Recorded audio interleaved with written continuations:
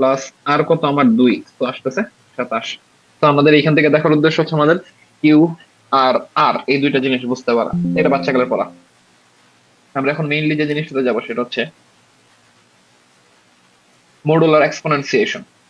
তো প্রথম হচ্ছে modular এক্সপোনেনসিয়েশন, used to efficiently calculate large power of a number modulus some integer।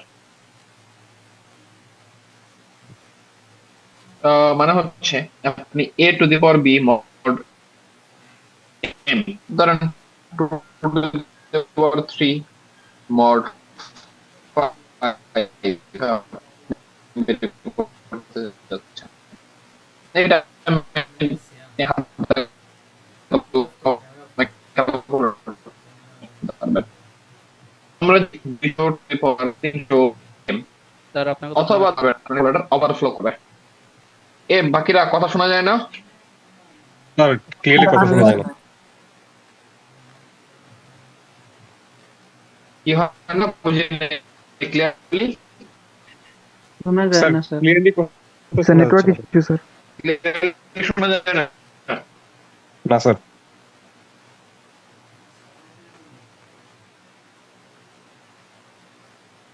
এখন কি ক্লিয়ারলি শোনা যাচ্ছে?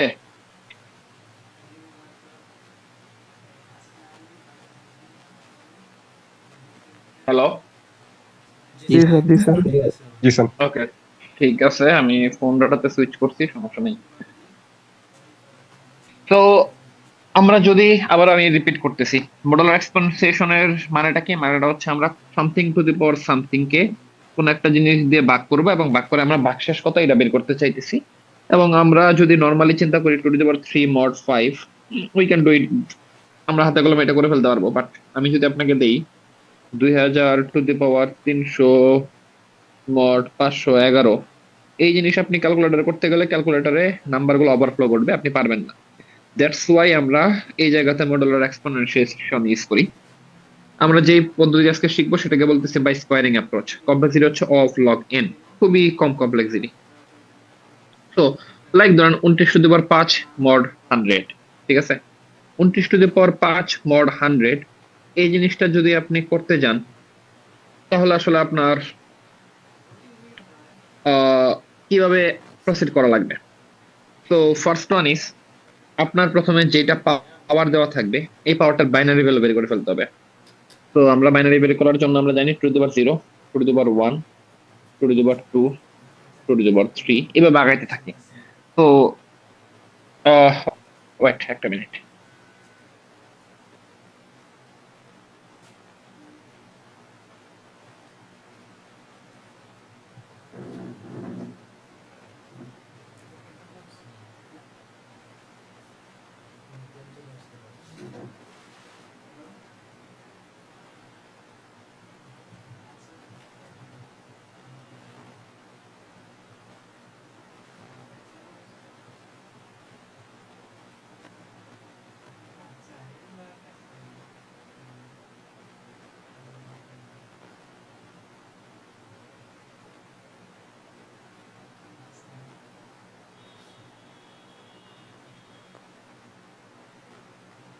ওকে, সো আমরা কিভাবে বের করবো 5 এর জন্য? তো টু টু দি পাওয়ার 3 হচ্ছে আমার কত? 8, টু টু দি পাওয়ার 2 4 2 1। তো আমি যদি 5 বের করতে চাই আমি 8 নিতে পারবো না, এটা নিব। এটা নিতে পারবো না কারণ আমি 4 নেওয়ার পর হাতে থাকবে 1, তো 2 বাদ, বসবে 0, এবং আমি ফাইনাল 1 নিব। দ্যাট মিনস 5 এর বাইনারি ভ্যালু কত আমার আসলো? 1 ও 1, তাই না? তো 1 ও 1 আসলো, এটা আমরা পাইলাম।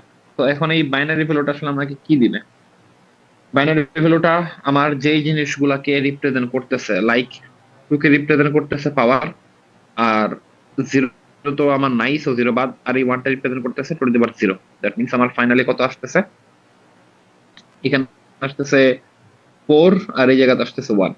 তো এই জিনিসটাকে আমার বের করা লাগবে। কিভাবে আমি বের করব? এই জিনিসটা বের করার জন্য প্রথমে আমি কি বের করব? Two the power 9 two the power 1 mod 100। কেন? কারণ আমার এটা হচ্ছে 1, এই সেট থেকে শুরু করব। Two the power 29 to the power 1 বের করার পর আমরা বের করব 29 to the power 2। Then 29 to the power 2 বের করার পর আমরা বের করবো 29 to the power 4। Step by step আগাবো। লাইক কেমনে?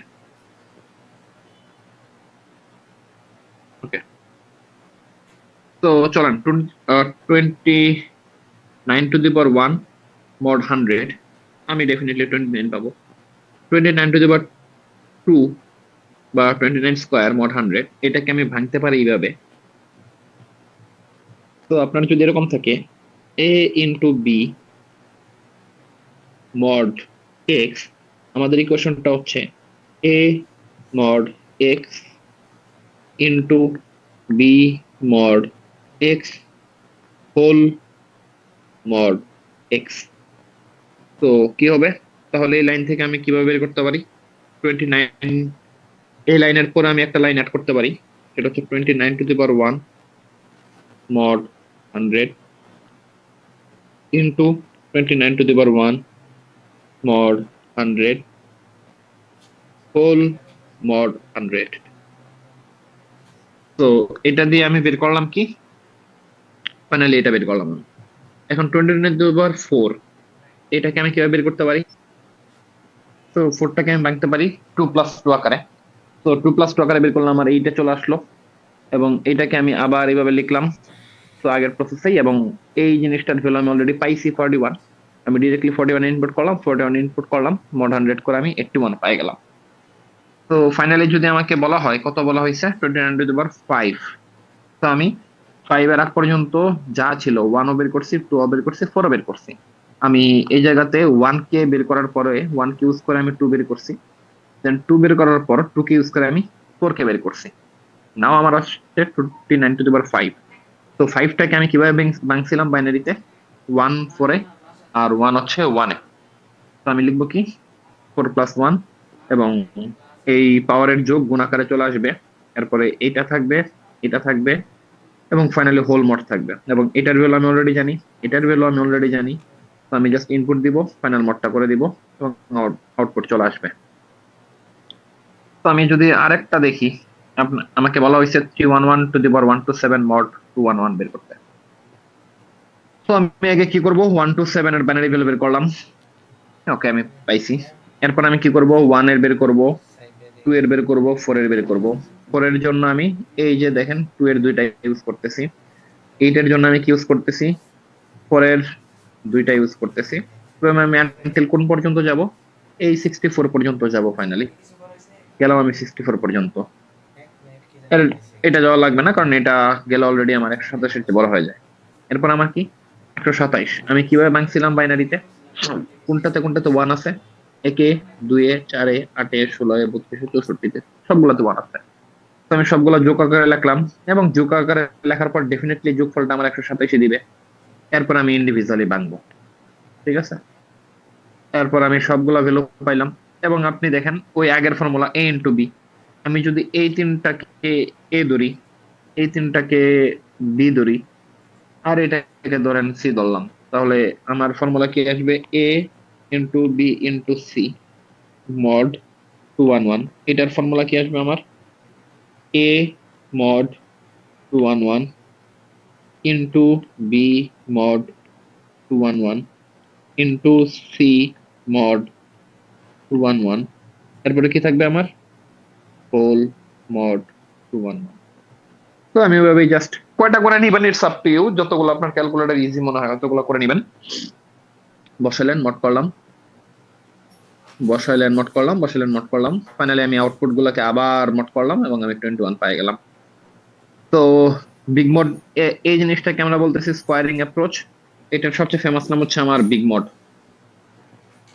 ঠিক আছে? সো বিগ মড স্কোয়ারিং অ্যাপ্রোচে কি আমরা সলভ করে কারো কোনো কনফিউশন আছে?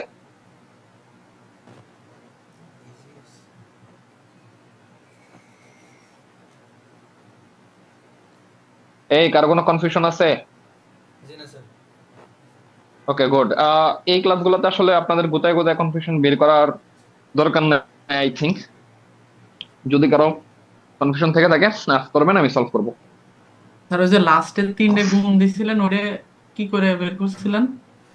এটা তিনটা যদি থাকে mod a mod m, b mod m, আর যে সি মড এম দিছিলেন না, হুম হুম ওইটাই স্যার, ওইটা আরেকটু দেখা দেন, ওই যে লাস্টের লাইনটা একদম, মানে 127 জেডে। 127-এর এটার কথা বলতেছেন? হ্যাঁ হ্যাঁ, এই জায়গা। আচ্ছা ঠিক আছে। এটার কমন ফর্মুলা হইতেছে, আমি যদি আপনাকে a into b into c into d, ধরেন আপ টু আছে ইন্টু এন পর্যন্ত মড এক্স দিয়ে থাকে, ঠিক আছে? আমি এটাকে লিখতে পারি, সবগুলার ইন্ডিভিজুয়াল মড আমি নিব আগে। A mod x into b mod x into c mod x into d mod x into dot dot dot n mod x. আমি সবগুলোতে মড করলাম। এখন ফাইনালি কি করা লাগবে আমার? এই পুরাটাকে আবার একবার মড করা লাগবে, ঠিক আছে? তো একটু খেয়াল করে দেখেন এটা আমরা কেন করি এই জায়গাতে। আমার এই জায়গাতে মডের বিগ মডের একটা উদ্দেশ্য, সেটা হচ্ছে বড় বড় ম্যাথ গুলাকে ইজি করে করা। এখন আমার সামনে এত বড় ইকুয়েশন চলে আসছে বা এত বড় গুলা গুণা চলে আসছে যে এটা আমার ক্যালকুলেটর নাও ধরতে পারে। তো আমি কি করব, ধরেন আমি তিনটা করে নিলাম, এই তিনটাকে আমি এ ধরলাম, তিনটাকে গুণ করলাম, যেটা আপনার ক্যালকুলেটর পাই যাবে। এরপরে ধরেন এই ধরেন এইখানে যেটা করছে দুইটা করে নিচ্ছি, ওকে দুইটা করে নেন। এটাকে আমি বি ধরলাম, এটাকে আমি সি ধরলাম। তো এই তিনটার একটা গুণফল পাবেন, এই তিনটার একটা গুণফল পাবেন, এই তিনটার একটা গুণফল পাবেন। তো আমি এই যে এ বি সি যেহেতু আমার গুণাকারে আছে, তার মানে এই পুরাটা মড, দেন এই পুরোটা মড, দেন এই পুরোটা মড, দেন কি করা লাগবে, এই সবগুলার গুণফলের ফাইনাল মড। দেন আপনি তিনটাকে গুণ করবেন, ক্যালকুলেটরে ভাগ করবেন 211 দিয়ে, ভাগশেষটা বের করবেন, পাইছি 21, এটার জন্য পাইছি 55, এটার জন্য পাইছি 188। দেন আমার এইখানেও যদি আরো বড় জায়গা হইতো, তাও আমি আবার এ বি সি আকারে ভাগ করতাম, বাট এই তিনটার গুণ আসলে ক্যালকুলেটর ধরতে পারবে। ফাইনালি আমি মোট 211 করলাম এবং আমি 21 আউটপুট পাই গেলাম। বুঝা গেছে? জি স্যার। বাইনারি একটা টেবিল ছিল উপরে, এটা একটু বুঝে দিন। কোনটা? উপরে একটা বাইনারি বের করছিলাম না, ওইটা স্যার। ওকে, ধরেন আমি আপনাকে বললাম, এই ইকুয়েশনটা দেখতে পাচ্ছেন, ধরেন আমি আপনাকে বললাম যে 65 10 এর বাইনারি কত।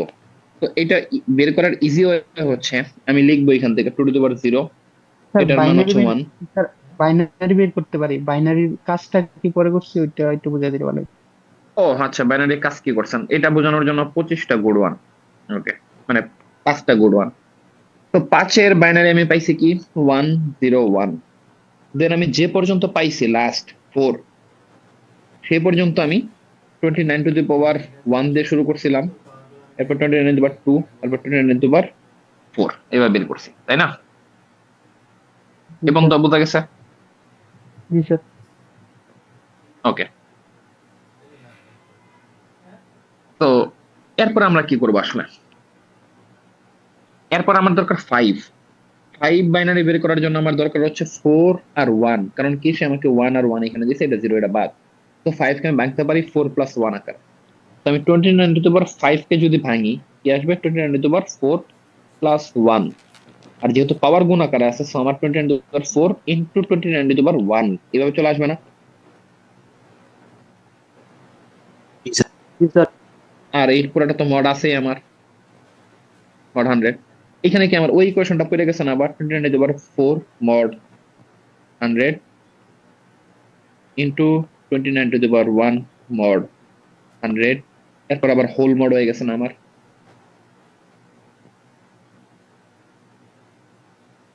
বুঝতে জি পারছি? স্যার।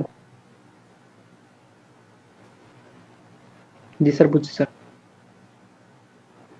তো এখন বলেন তো আমি মড করে মানে, হ্যাঁ বলেন। স্যার এখানে ওই যে আমরা a into b into c mod something এই সূত্রটা ইউজ করলাম না কেন? আহ বুঝি নাই। মানে একটু আগে আপনি যেটা মানে বলছিলেন যে অনেকগুলা গুণাকারে থাকলে মোডগুলারে আলাদা আলাদা করে বের করে দেন আমরা ওই হুম, আলাদা আলাদা মোডগুলাকে গুণ করে দিলে আনসার মিলে যাবে, তাহলে এখানে হুম, আমরা হুম। এটা করলাম না কেন? এখানে তো এটাই করছি, আপনি দেখেন 29 টু দি পাওয়ার 4 মড 100 কত, আমি 81 আগে বের করছি, স্কোয়ার কত বের করছি, 1 কত বের করছি, তাই না? এরপর ফাইনালি গিয়ে আমি 5 বের করার জন্য আমার দরকার কি শুধুমাত্র 1 আর 4। দ্যাটস আমি এই যে 20 mod 100 এই ভ্যালুটা আমি কিন্তু অলরেডি বের করে রাখছি 81। আমি ডিরেক্টলি বসাইছি 81। এটা কত বের করছি 29, ডিরেক্টলি বসাইছি 29। বুঝতে পারছি। ওকে, আর কোনো কোশ্চেন আছে?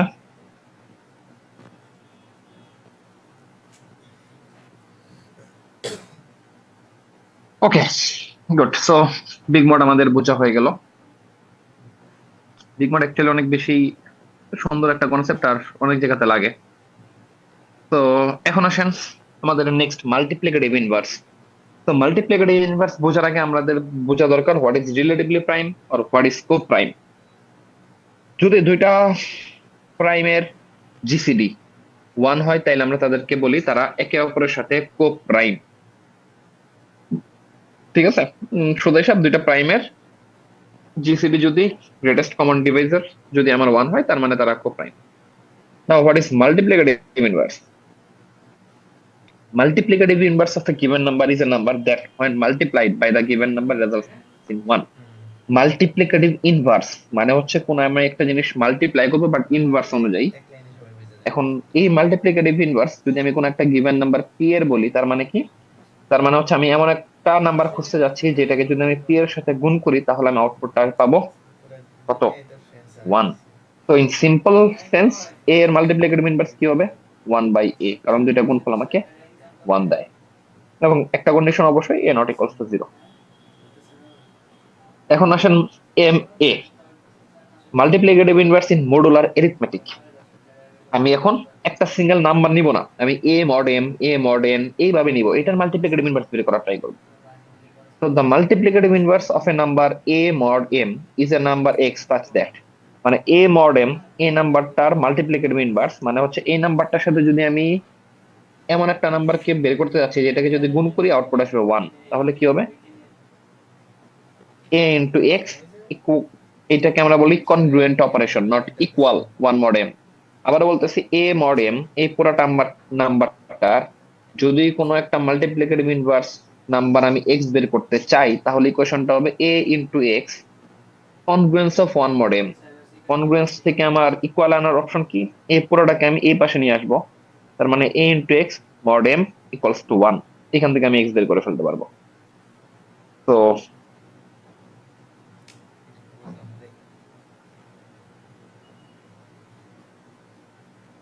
দেখেন আমার কি বলা হয়েছে, মাল্টিপ্লিকেটিভ ইনভার্স অফ 3 মডিউলো 7।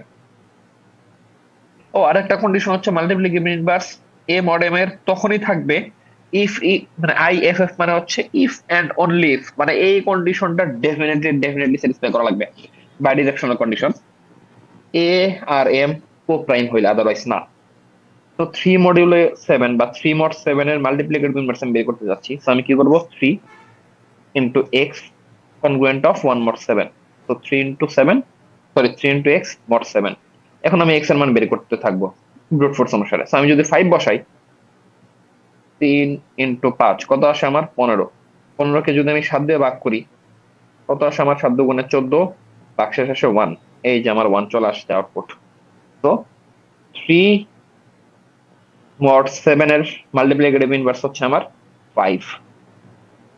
এখন এই মাল্টিপ্লিকেটিভ ইনভার্সটা বের করার জন্য আমরা যে স্পেশাল অ্যালগরিদমটা ইউজ করি সেটাকে বলা হয় এক্সটেন্ডেড ইউক্লিড অ্যালগরিদম বা সংক্ষেপে ইইএ। তো আমরা মেইনলি এটা বোঝার জন্যই বা এ পর্যন্ত আসার জন্যই এত কাহিনী করতেছিলাম। আমি কি আসি? আমার এখানে কারেন্ট চলে গেছে, আমার কথা কি শুনতে পারতেছেন? জি স্যার। জি স্যার। ওকে, গুড। তো হ্যালো, কথা কি শুনেন? কেউ না করলো নাকি? শোনা যায় স্যার। ওকে ওকে। স্যার গরম অনেক। গরম অনেক, ছাদে গিয়ে পড়াশোনা করেন। স্যার এই Okay, so টপিকটা পরীক্ষায় না দিলে হয় না? পরীক্ষায় যে আসছে এটা আপনার কে বলছে? আমার পড়ানো দরকার, আমি পড়াই দিয়েছি। আপনার মনে ধরলে পড়বেন, মনে না ধরলে পড়বেন না। স্যার আমার একটা কোশ্চেন ছিল। হ্যাঁ বলেন। স্যার আমরা যে ব্রুট ফোর্স ওয়াইজ হচ্ছে এক্স এর মান যে ডিটারমাইন করছি না, এখানে কি এটা কি র্যান্ডম ব্রুট ফোর্স নাকি হচ্ছে একটা সিস্টেমেটিক ওয়েতে ব্রুট ফোর্স অ্যাপ্লাই করা হবে? আপনি আসলে ব্রুট ফোর্স অ্যাপ্লাই করতে পারবেন না। ঠিক আছে, কারণ আমরা অনেক বড় বড় নাম্বারের জন্য করি। দ্যাটস ওয়াই আমরা এখন পড়বো ই এ। আমি ব্রুট ফোর্সটা জাস্ট দেখাইছি যে এইটা হলো এক্সাম্পল, ঠিক আছে, কিন্তু আমরা জি স্যার। এই কাজটা করতে পারবো না, আমাদের করতে হবে ই এ। বুঝতে পারছি? জি স্যার। ওকে, একটা মিনিট ওয়েট।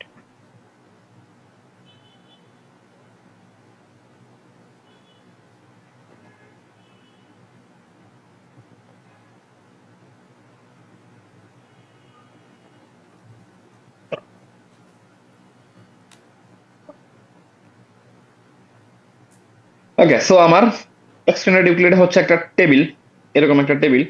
প্রি কন্ডিশন গুলা কি কি? আমার যে কলাম গুলা থাকবে, কলামের হেডার থাকবে প্রথম হচ্ছে কিউ। কিউ মানে হচ্ছে কোশন বা ভাগফল। এ হচ্ছে আমার গিভেন নাম্বার, বি হচ্ছে আমার গিভেন নাম্বার, যে দুইটা নাম্বার দেওয়া থাকতেছে, দ্যাট মিনস 3 and 7। এতে কে বসবে? এতে ডেফিনেটলি বসবে বড়টা, বিতে বসবে ছোটটা। আর কে? রিমাইন্ডার। টি1 temporary variable 1, temporary variable 2, t হচ্ছে টেম্পোরারি ভেরিয়েবল 3। ইনিশিয়ালি টি1 এর মান 0, টি2 এর মান 1। নাও আমি বের করতে যাচ্ছি 3 mod 5, ঠিক আছে। তো কি ঘটনা ঘটবে? আমি এতে বসালাম 5 বড়টা, বিতে বসালাম ইনিশিয়ালি 3, 1 আর 2 আমার খালি আছে। মানে আমার এই কারেন্ট যে কালারটা দেখতেছেন, right? এই কালারটা অনুসারে আমি টেবিলটা ফিল আপ করবো। আমি বসাইলাম 5, আমি বসাইলাম 3, আমার ইনিশিয়াল ভ্যালু 0, ইনিশিয়াল ভ্যালু 1। এবং টি এর ইকুয়েশনটা কি? টি মানে কি লিখি নেই নাকি? হ্যাঁ, এই যে টি এর ইকুয়েশন হচ্ছে এইটা, টি1 মাইনাস কিউ ইন্টু টি2। তো টি আমার কত বসবে এটা বের করার জন্য আমার আগে কিউ বের করা লাগবে। তো আমার হাতে আছে 3, 5। তো আমি 3 দিয়ে 5 কে ভাগ দিব, পাবো 1, টি বসাইলে পাবো 2। তো আমার ভাগফলে বসলো 1, ভাগশেষে বসলো 2। নাও আমার টি কত বসবে? টি1, টি1 কত? 0 মাইনাস কিউ কত? 1 ইন্টু টি2 কত? 1। তো আমার আউটপুট কি আসছে? -1। তো আমার টি হলো -1। এক্স্যাক্টলি পরের স্টেপে আমি সাবস্টিটিউট করব। এটাই আমার বলতেছে সাবস্টিটিউশন অ্যাপ্রোচ বা সাবস্টিটিউশন স্টেপ। লাইক বি চলে আসবে এর জায়গায়, আর চলে আসবে বি এর জায়গায়, টি চলে আসবে টি2 এর জায়গায়, টি2 চলে আসবে টি1 এর জায়গায়। তো আমি 3 আনলাম, 2 আনলাম, 1 আনলাম, -1 আনলাম। ওকে, তারপর আমি কি করব? সেম ওয়েতে 2 ভাগ করব 3 কে। তো 1, 2, 1। তো আমি এখানে 1 বসাইলাম, এখানে 1 বসাইলাম। এরপরে টি কি আসবে? টি1, দ্যাট মিনস 1 মাইনাস কিউ কত? 1 ইন্টু টি2 কত? -1। তো 1 মাইনাস মাইনাস প্লাস 1 কত? 2। আমি বসাইলাম 2। Same again substitute. তো 2 চলে আসলো, 1 চলে আসলো, -1 চলে আসলো, 2 চলে আসলো। তো আমি কি করব? 1 দিয়ে 2 কে ভাগ করব। তো 1 দিয়ে 2 কে ভাগ করব 2। তো আমার এখানে 2, 2, 0, দ্যাট মিনস আমার ভাগফল 2, ভাগশেষ 0। তো আমার টি কত আসবে? টি আসবে কিউ কত? 2, সরি কিউ না, তো আগে টি1। তো টি1 কত আমার? -1 মাইনাস কিউ কত? 2 ইন্টু টি2 কত? 2। তো -1, 2 দুগুণে 4, -5। তো আমি বসালাম -5। নেক্সট সাবস্টিটিউট স্টেপ করেন, সাবস্টিটিউশন। 1, 0, 2, -5। এখন দেখেন আমার বিতে 0 চলে আসছে, মানে আমি 0 দিয়ে 1 কে ডেফিনেটলি ভাগ দিতে পারবো না। তার মানে আমার স্টেপ এখানে ডান। আই রিপিট, বিতে যখন 0 চলে আসবে আপনার স্টেপ তখনই ডান। আর বিতে যখন 0 আসবে ওই মোমেন্টে টি1 এর যে ভ্যালুটা থাকবে এটাই আপনার মাল্টিপ্লিকেটিভ ইনভার্সের আউটপুট 2। এখন এমন হইতে পারে এই টি1 এ ভ্যালু আসছে ধরেন -5। এখন মাইনাস যদি আসে, আপনার মাইনাসটা ডেফিনেটলি কারেক্ট অ্যান্সার, সমস্যা নাই, বাট আমরা এটাকে পজিটিভে কনভার্ট করার ট্রাই করি। পজিটিভ তখন -5 না, অন্য কিছু ধরেন। ফর এক্সাম্পল আমি ধরলাম -1। মাইনাসটা এটা আপনার ডেফিনেটলি কারেক্ট অ্যান্সার, বাট আমরা এটাকে পজিটিভে কনভার্ট করার ট্রাই করি। তো আমি তখন কি করি? আমার এখানে এ যে ভ্যালু আছে ইনিশিয়ালি গিভেন, আমি ওইটার সাথে এটাকে যোগ করি। তো 4। তো 4ও কারেক্ট অ্যান্সার, -1ও কারেক্ট অ্যান্সার, বাট আপনি লিখবেন 4 যদি নেগেটিভ আসে যোগ করে। তো ই ই এ বোঝা গেছে? স্যার আমরা কি T1 আর T2 সবসময় 0 আর 1 থাকি? এটা হচ্ছে আপনার ইনিশিয়াল ম্যান্ডেটরি কন্ডিশন। আর স্যার লাস্টে নেগেটিভটা কিভাবে পজিটিভ করবেন একটু বললে ভালো। নেগেটিভে পজিটিভ করবেন হচ্ছে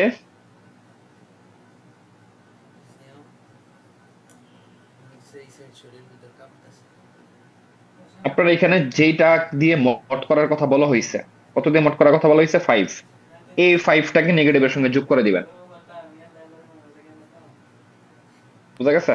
স্যার এটা কি তাহলে মানে ধরেন -1 না এসে অনেক বড় একটা নেগেটিভ নাম্বার আসবে তখন কি আমরা না, +5 করব? দেখেন এটা হচ্ছে স্টোরি লাইন, এটা কিন্তু কখনো পসিবল হবে না। কারণ আপনার এইখানে যে ভ্যালুটা আসতেছে, এটা এইখান থেকে এমন ভাবে সাবস্টিটিউট হয়ে আসতেছে যেটা অলরেডি একটা নেগেটিভের আউটপুট, এবং কার গুণফলের নেগেটিভের আউটপুট, কিউ দিয়ে গুণফলের নেগেটিভের আউটপুট। সো আপনি যদি এই নেগেটিভটাকে এটার সাথে যোগ করেন, ডেফিনেটলি একটা পজিটিভ ভ্যালু আপনার জেনারেট হবে। কেন? কারণ এটা অবভিয়াসলি ওই নেগেটিভটার চেয়ে বড় থাকবে অলওয়েজ। স্যার আমরা যে তো ই হুম স্যার আমরা যে অ্যান্সারটা বলেন। পাচ্ছি, মানে আমরা হচ্ছে গিয়ে মানে টেবিলের ফলে যে অ্যান্সারটা পেয়েছি স্যার, এটা কি ইজ দ্য অনলি সলিউশন নাকি মাল্টিপল সলিউশন এক্সিস্ট করতে পারে? যদি অন্য অ্যাপ্রোচে করতাম, আহ, ধরেন আমি তো শুরুতে 0 ধরে নিয়েছি, যদি আমার হুম হুম। শুরুর নাম্বার পাইসাম যদি অন্য কিছু কেউ ধরতো সেক্ষেত্রে হয়তো মানে স্যার এই 3 mod 5 এর মানে ইনভার্স মাল্টিপ্লিকেটিভ তো অনেকগুলোই এক্সিস্ট করতে পারে চাইলে। একটা এক্সাম্পল দিচ্ছি, দাঁড়ান। আপনার কথা রাইট, আমি এক্সাম্পলটা বের করি আগে।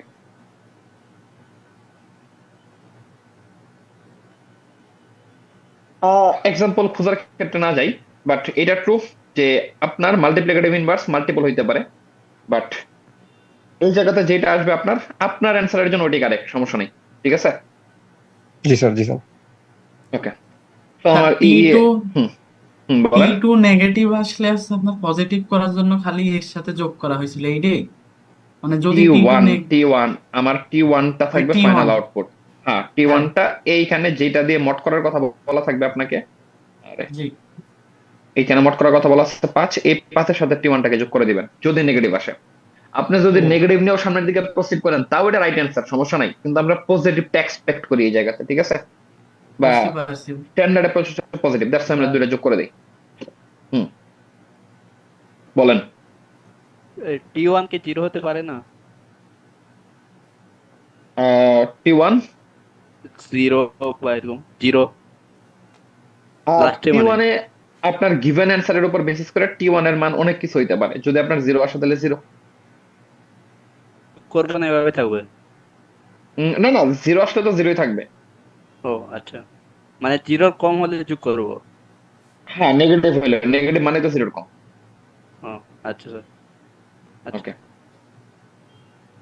স্যার তো আপনি কি হ্যাঁ, বলেছেন বলেন। টি টি1 যখন মাইনাস হবে তখন আমরা যেটা দিয়ে মোড করব সেটার সাথে যোগ করে দিব? হুম ওকে স্যার। ওকে। তো আমার এটা আপাতত ডান। এখন আসেন আমার নাম্বার 3 মেইন কনসেপ্ট। তখন আমরা ব্যাকবোনটা ক্রিয়েট করলাম। আপনাদের এখন যা পড়াবো এই জিনিসটা আপনারা ইন ডিটেইল পড়বেন হচ্ছে সাইবার সিকিউরিটি কোর্সে, বাট জাস্ট একটা আইডিয়া দেই। তো আরএসএ কি? আরএসএ হচ্ছে একটা asymmetric cryptographic algorithm. Cryptographic algorithm মানে কি বোঝাচ্ছি? ক্রিপ্টোগ্রাফিক অ্যালগোরিদম মানে আমি বোঝাচ্ছি এটাকে ইউজ করা হয় এনক্রিপশন ডিক্রিপশনের জন্য। What is encryption? এনক্রিপশন মানে হচ্ছে ফাহিম এই টেক্সটটাকে এমন টেক্সটে কনভার্ট করা যেটা আসলে কোনো মিনিং প্রোভাইড করে না। যেমন ফাহিমটাকে আমি কনভার্ট করতে পারি, আরে 1 2 3 4 5, এটা হচ্ছে আমার এনক্রিপশন টেক্সট। এবং ডিক্রিপশন হচ্ছে এটাকে রিভার্স করে আবার ফাহিমে ট্রাভার্স ব্যাক করা। বুঝতে পারছি? ওকে। তো এখন এই আরএস অ্যালগোরিদম আমার কি কি থাকে? আরএস অ্যালগোরিদমে আমার দুইটা ডিফারেন্ট কি থাকে, পাবলিক কি এন্ড প্রাইভেট কি। কেন দুইটা কি থাকে? কারণ নাম হচ্ছে এসিমেট্রিক, মানে এনক্রিপ্টর এবং ডিক্রিপ্টর দুইজনের কাছে সেম কি থাকবে না, দুইজনের কাছে দুইটা কি থাকবে, পাবলিক এবং প্রাইভেট।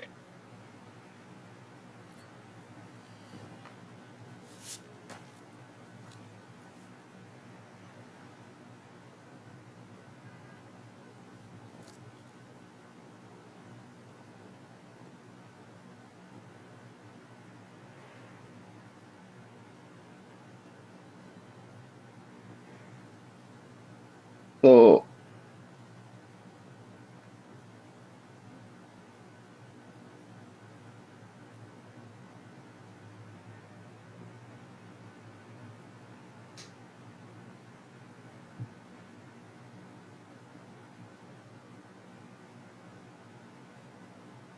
ওকে, সো আমি কি আমাকে শোনা যাচ্ছে? বাসা থেকে কল আসছিল। Sir hello. ওকে। কি শোনা যাচ্ছে স্যার? ওকে, সো স্ক্রিন রেকর্ডটা আবার অন করি। শোনা যাচ্ছে স্যার।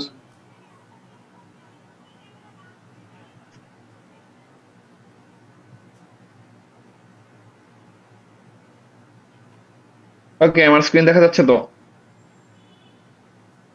জি স্যার। ওকে, তো এইখানে কি দেওয়া আছে? এখানে জাস্ট বেসিক দেওয়া আছে যে আপনি একটা পাবলিক কি ক্রিয়েট করবেন, এটাকে শেয়ার করবেন, এবং একটা প্রাইভেট কি থাকবে যেটা সিক্রেট থাকবে। দ্যাটস ইট, আর দরকার নেই। আমাদের মেইন ইম্পর্টেন্ট হচ্ছে ম্যাথমেটিক্যাল ব্যাকগ্রাউন্ড, কারণ এনক্রিপশন ডিক্রিপশন এগুলো সাইবারের কাহিনী। আমাদের কতগুলো প্রাইমারি আইডিয়া দরকার। প্রথম হচ্ছে প্রাইম নাম্বার। প্রাইম নাম্বার কি জিনিস? প্রাইম নাম্বার হচ্ছে যেটা আসলে exactly দুইটা ডিভিজর থাকবে, দ্যাট মিনস এক এবং ওই নাম্বারটা ইটসেলফ। এই দুইটা নাম্বার ছাড়া যে নাম্বারটাকে অন্য কোনো নাম্বার দিয়ে ডিভাইড বা নিঃশেষে বিভাজ্য করা পসিবল হয় না, ওইটাকে আমরা বলি প্রাইম নাম্বার। যেমন 2, 3, 5, 7, 11। 11কে আপনি 1 এবং 11 বাদ দিয়ে অন্য কিছু দিয়ে ভাগ করতে পারবেন না। এখন আরএস অ্যালগোরিদমটা ডেফিনেটলি দুইটা বড় লার্জ নাম্বার, সরি দুইটা বড় লার্জ প্রাইম নাম্বার দিয়ে শুরু হয়। কেন দুইটা বড় লার্জ প্রাইম নাম্বার দিয়ে শুরু হয় এটা আমাদের পরের হিসাব। মডুলার অ্যারিথমেটিক কি জিনিস দেখছি, কো প্রাইম কি দেখছি। এখন আসেন হোয়াট ইজ অয়লার টোয়েশন ফাংশন। তো হোয়াট ইজ অয়লার টোয়েশন function? For a number n, Euler-Torsion function phi n count how many positive integers less than n are co-prime with n. মানে আমি যদি আপনাকে দেই 11, তাহলে Euler-Torsion ফাংশন আমাকে যেই ভ্যালুটা প্রোভাইড করবে তার মানে হচ্ছে 11-র চেয়ে কতগুলা নাম্বার আছে যেগুলা 11-র চেয়ে কম এবং যেগুলা 11-র সাথে কো-প্রাইম। তো Euler-Torsion ফাংশন আমরা কি করি? আমরা Euler-Torsion ফাংশন আরএস এতে ক্যালকুলেট করি কিভাবে? আরএস এতে আমাকে দুইটা জিনিস দেওয়া থাকে, পি এন্ড কিউ, দুইটা প্রাইম নাম্বার। এই দুইটা প্রাইম নাম্বারের Euler-Torsion ভ্যালু হচ্ছে আমার phi n equals to p-1 into q-1। এটা হচ্ছে আমার Euler-Torsion ফাংশনের ভ্যালু। তো ধরেন ফর এক্সাম্পল আমার দেওয়া আছে 3 হচ্ছে পি, কিউ হচ্ছে 5। তো আমার এন কত আসবে? 15। আমার ফাইন কত আসবে? 2 ইন্টু 4 বা 8। এই 8টা কি মিন করতেছে? এই 8টা মিন করতেছে যে আমার 15-র যে ছোট 8টা প্রাইম নাম্বার আছে যেগুলা 15-র সাথে কো প্রাইম। ঠিক আছে, তো এখন আসেন মডুলার ইনভার্স। অলরেডি দেখছি আমরা। এখন আরএস এর কতগুলা প্রিকন্ডিশন আছে, স্যার আগের প্রিকন্ডিশন সেগমেন্ট গুলো আরেকবার কাইন্ডলি একটু দেখাবেন। এইটা জি স্যার। মানে আবার রিপিট করবো নাকি? জি স্যার, কাইন্ডলি আরেকবার একটু রিপিট করলে স্যার। ওকে, আরএস তে আমাদের দুইটা জিনিস দেওয়া থাকে definitely, p and q. P q হচ্ছে দুইটা প্রাইম নাম্বার। এখন Euler-Torsion ফাংশন হচ্ছে একটা স্পেশাল ফাংশন। এই ফাংশনের মাহাত্ম্য অনেক বেশি, মানে ইম্পর্টেন্স অনেক বেশি। আমাদের আপাতত তত কিছু জানার দরকার নেই, আমরা জাস্ট অ্যালগরিদমিক প্রসেসটা শিখবাই করছে। ফাইবারে গিয়ে বাকিটা দেখবো। তো Euler-Torsion ফাংশন কি বলতেছে? Euler-Torsion ফাংশন হচ্ছে phi n, nটা হচ্ছে ইনপুট। এইখানে Euler-Torsion ফাংশনের আউটপুট যত আসবে, ধরেন আউটপুট আসছে এক্স, এটা মানে কি? মানে হচ্ছে আপনার এন এর চেয়ে ছোট এক্স সংখ্যক নাম্বার আছে যেগুলা এন এর সাথে কো প্রাইম। এ পর্যন্ত বোঝা গেছে? জি স্যার। ওকে, তো ধরেন আমি দিলাম p equals to 3, q equals to 5, দুইটাই প্রাইম। তো এন কত আসবে? 15। ফাই এন কত আসবে? ইকুয়েশনটা দেখেন, p-1 into q-1, that means 3-1 2 into 5-1 4। Output আসতেছে 8। তার মানে এটা বোঝাচ্ছে 15-এর চেয়ে ছোট 8টা পজিটিভ ইন্টিজার আছে যেগুলা 15-র সাথে কো প্রাইম। বোঝা গেছে? জি স্যার, বুঝতে পেরেছি sir. Okay, modular inverse, modular arithmetic already আমরা দেখছি। প্রিকন্ডিশন গুলা কি কি আরএস এর জন্য? পি এবং কিউ ডেফিনেটলি দুইটা ডিস্টিংক্ট প্রাইম হইতে হবে, সেম প্রাইম হওয়া যাবে না। এরপরে আমার কি করা লাগবে, এন কম্পিউট করা লাগবে। এন আমি কেমনে বের করবো, পি ইন্টু কিউ দিয়ে। এরপর আমার বের করা লাগবে phi n, p minus one into q minus one. এরপর আমার কি বের করা লাগবে, ই। ই এর কন্ডিশনটা কি, ই হইতে হবে আমার এমনটা সিলেক্ট করতে হবে যে এটা ফাই এন এর চেয়ে ছোট এবং একের চেয়ে বড় হয়, এবং কি কি হইতে হবে আমার, ই এবং ফাই এন কে ডেফিনেটলি কো প্রাইম হওয়া লাগবে।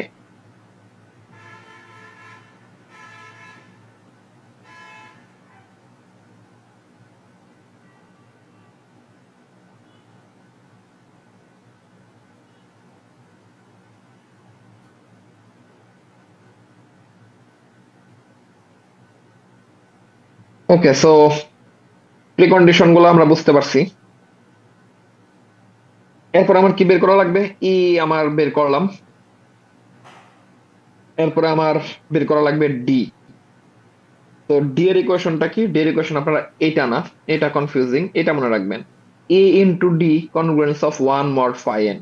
কি বলছি, e into d congruence of one mod phi n. এরপরে ই এবং ডি যখন আমি বের করে ফেললাম, তখন আমার একটা মেসেজ, ধরেন ফর এক্সাম্পল এম দেওয়া আছে, এই এমটাকে এনক্রিপ্ট করা লাগবে এবং ডিক্রিপ্ট করা লাগবে, ঠিক আছে? তো এনক্রিপ্ট এবং ডিক্রিপ্টের ইকুয়েশনটা কি কি, c congruent of m to the power e mod n, decrypt আমি সি মানে cipher text, m to the power e mod n, এটা আমি পাইলাম। দেন এই সাইফার টেক্সটটাকে যদি আমি আবার ডিক্রিপ্ট করি তাহলে কি আসবে, m congruent of c to the power d mod n. I know এই পর্যন্ত আপনারা ভালোই কনফিউজড, একটা এক্সাম্পল দেখি এরপরে কোশ্চেন শুনবো। ধরেন ফর এক্সাম্পল আমি আপনাকে দিছি পি হচ্ছে 41, কিউ 47, ই হচ্ছে 7। আমি বললাম আমাকে আরএস এ অ্যাপ্লাই করে আমাকে বের করে দিতে এর ই তো দেওয়া আছে, ডি কত হবে, এম কত হবে, এম তো মেসেজ সরি, সি মানে সাইফার টেক্সট কত হবে, এবং সি থেকে এম এর কনভার্সন, ঠিক আছে? এই তিনটা বের করতে হবে। তো ফার্স্ট ওয়ান কি, আমার এন বের করতে হবে। এন হচ্ছে পি ইন্টু কিউ, বের করে ফেললাম। এরপর আমার বের করা লাগবে ফাই এন। ফাই এন এর ইকুয়েশন কি, p minus one into q minus one. আমি 1840 বের করে ফেললাম। এরপরে আমার বের করা লাগবে কি, ডি। ডি এর ইকুয়েশন কি জানি আমি, e d congruent of one mod phi N.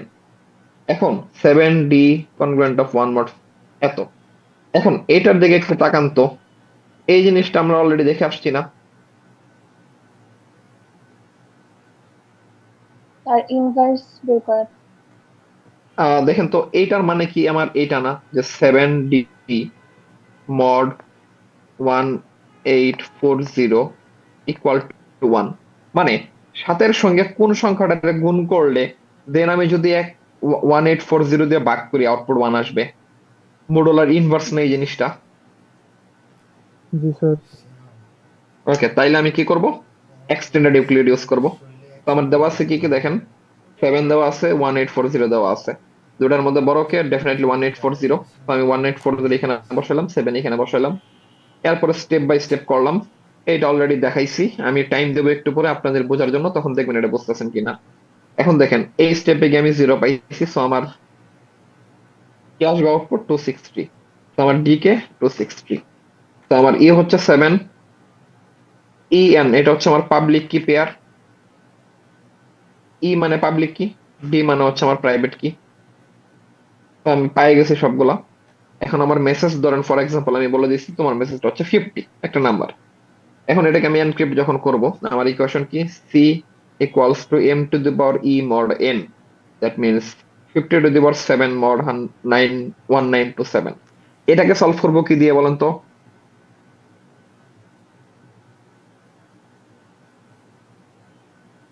তার একদম এই শুরুতে আছেন, যে ওই আমরা করছিলাম। এক্সপোনেনশিয়াল হচ্ছে মডুলার এক্সপোনেনশিয়াল দিয়ে।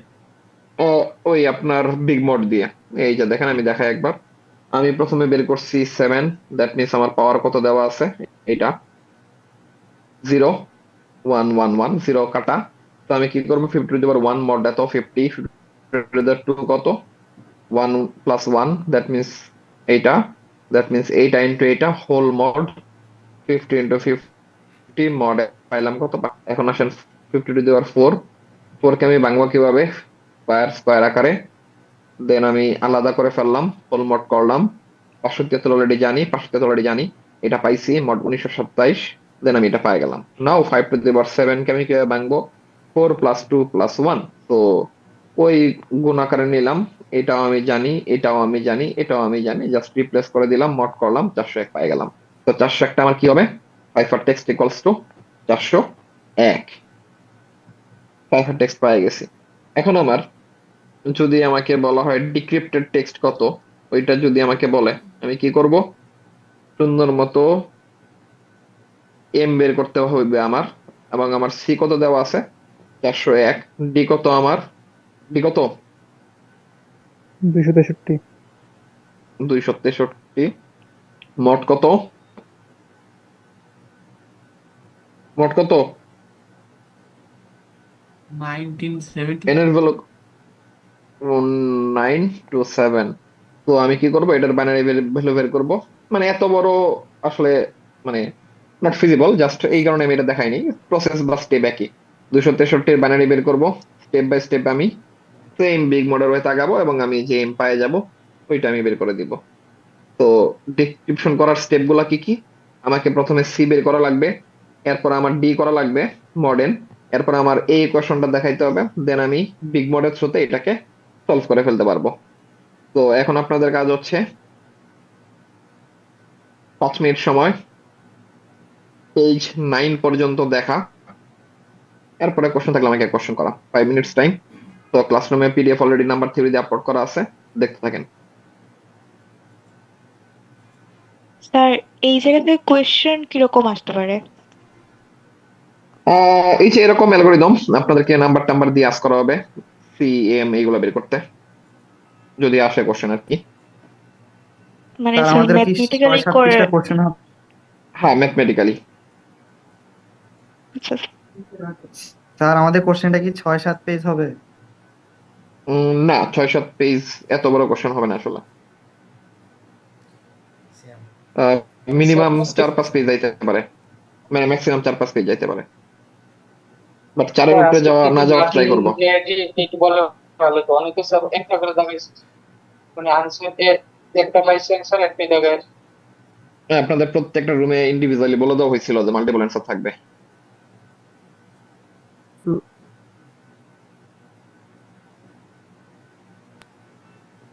স্যার আরএসএ এটার তো অ্যানালাইসিস বা সুডোকোড এগুলো তো দেখা লাগবে না। না না, এটা শুধু ম্যাথমেটিক্যাল জিনিসপত্র, এই জন্য নাম্বার 3। স্যার বলেন। এক্সামে যে সিমুলেশন গুলো আসবে সেইগুলো কি প্রতিটা স্টেপে কি ছবি এটা দেখানো লাগবে না, ফাইনাল স্টেপটা দেখাইলেই হবে? একটা স্টেপ ইন ডিটেল দেখায়, বাকিগুলো বলে দিলেই হবে, যে প্রিভিয়াস এর মতো সেম জিনিস মানে রিপিট করা দরকার নাই। স্টেপ ইন ডিটেলস দেখানো লাগবে। হুম। স্যার এক্সামে কোড কতটুকু থাকতে পারে স্যার, মানে কোডের ইমপ্লিমেন্টেশন বা কোড লেখা কতটুকু লাগতে পারে? হুবহু কোড খুবই কম পরিমাণে থাকবে, 10% না হয়তো বা। শুডো কোড বা স্টেপ থাকবে। স্যার একটু শুধু সাজেশন কোডের দিলে জায়গায় ভালো হয় স্যার, স্যার। শুধু সাজেশন কোডের দেওয়ার জায়গায় কিছু যদি স্যার নাই, টেস্ট কারণ পেপার যদি আপনাদের যা পড়ানো হয়েছে প্রত্যেকটা ইন্ডিভিজুয়াল টপিক থেকে একটা করে কোশ্চেন ডেফিনেটলি পাবেন। বলেন। স্যার শুধু কোডের জায়গায় স্যার যদি কোড লিখে দিই স্যার, কি লিখে দিবেন? স্যার কোড গুলা যদি স্যার শুধু কোডের জায়গায়। হুবহু কোড, আপনার যদি আমি কোড চাই তাইলে স্টেপ লিখতে পারবেন, ঠিক আছে, বা শুধু কোড লিখতে পারবেন, কিন্তু স্টেপ চাওয়া হইলে স্টেপই লিখতে হবে, কোড লিখলে হবে না। জি স্যার। 5 থেকে মার্কটা করে দিবেন। পিপি দিছেন কবে? আচ্ছা স্যার। আজকে দিয়ে আজকে মার্কস পান? স্যার ওর এক্সাম ভালো হচ্ছে বেশি স্যার।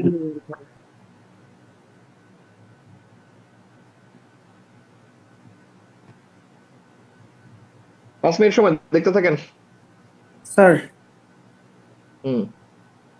স্যার টিএসপির অ্যালগরিদমের সিমুলেশন যদি আসে স্যার এই তাহলে টিএসপি মিএসপি পরে আগে আপনি এখনো যেটা পড়াইতেছি এটা দেখেন, এটা 5 মিনিট সময়, এটা দেখেন, এরপরে বাকি কোশ্চেন অ্যান্সার হবে।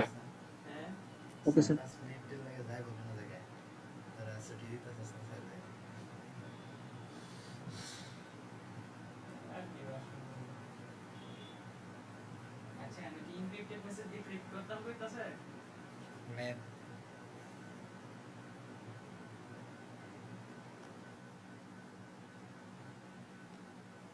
জি স্যার। জি স্যার। ওকে, বলেন কনফিউশন কই আছে? স্যার কনফিউশন না স্যার, মানে এখান থেকে যখন আপনি মানে যদি এখান থেকে প্রশ্ন করা হয় আর কি, সেক্ষেত্রে কি স্যার শুধুমাত্র মানে বড় হাতের এম যেটা মানে এটাই শুধু দেওয়া থাকবে যে আচ্ছা ঠিক আছে 50, তো এখন বাকি না মানে না, আপনার ডেফিনেটলি পি কিউ ছাড়া আপনি কেমন আগাবেন? মানে এটা স্যার পিকিউ তো চাইলে যে কেউ যেটাই করতে পারে, কিংবা যেটা মানে এক্সপোনেন্ট এর মানে এটা তো হ্যাঁ, চাইলে। যদি যদি যদি আপনাকে কিছু দেওয়া না থাকে, কন্ডিশন গুলোর উপর বেসিস করে আপনি যেটা খুশি ওটা ধরতে পারেন। জি স্যার, প্রাইম জি আর স্যার। কি, prime and co prime. Okay, so এইখানে একটা জিনিস একটু মনে করাই দেই। আমি যখন আহ, এই জায়গাতে নেগেটিভ পাই, ধরেন ফর এক্সাম্পল আমি 263 পাইনি, আমি পাইছি -263, তারপরে কি করবেন বলেন তো? কার সাথে যোগ করবেন? বড়টার সাথে 1840। এর বড়টা সাথে মানে যোগ করে দেব। ইন ইন সেন্স, যেটা দিয়ে আপনি মড করতেছেন, বড়টা মনে রাখার দরকার নাই। মনে রাখবেন এইভাবে, যেটা দিয়ে মড করতেছেন। ইন শর্ট, এখানে হচ্ছে phi n, so phi n এর সাথে। সিম্পল অ্যান্সার কার সাথে? পায়ের সাথে। পায়নের ফাই সাথে। এর সাথে, ফাই এর সাথে। তো স্যার আর তার আছে, মানে বলেন। রিমাইন্ডার 0 পাওয়ার পরে আরেক স্টেপ এটা শিফট হবে। আহ এইটা অনুসারে, হ্যাঁ। না, রিমাইন্ডার 0 হওয়ার পরে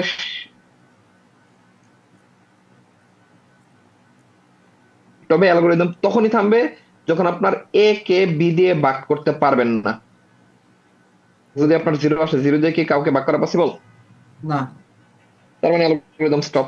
আর অ্যালগোরিদম যখন স্টপ, তার মানে এটাও শিফট হয়ে গেছে। তো তখন কে থাকবে? T1 এ আমার যে ভ্যালুটা থাকবে, ওইটি আমার ডি। এর মান কি জিরো হতে পারে? হুম হুম। P1 এর ভ্যালুটা কি জিরো আসতে পারে লাস্টে? 0 আসে অনেক স্পেশাল কেস সিনারিও, তো ওইগুলো নিয়ে চিন্তা করার দরকার নেই।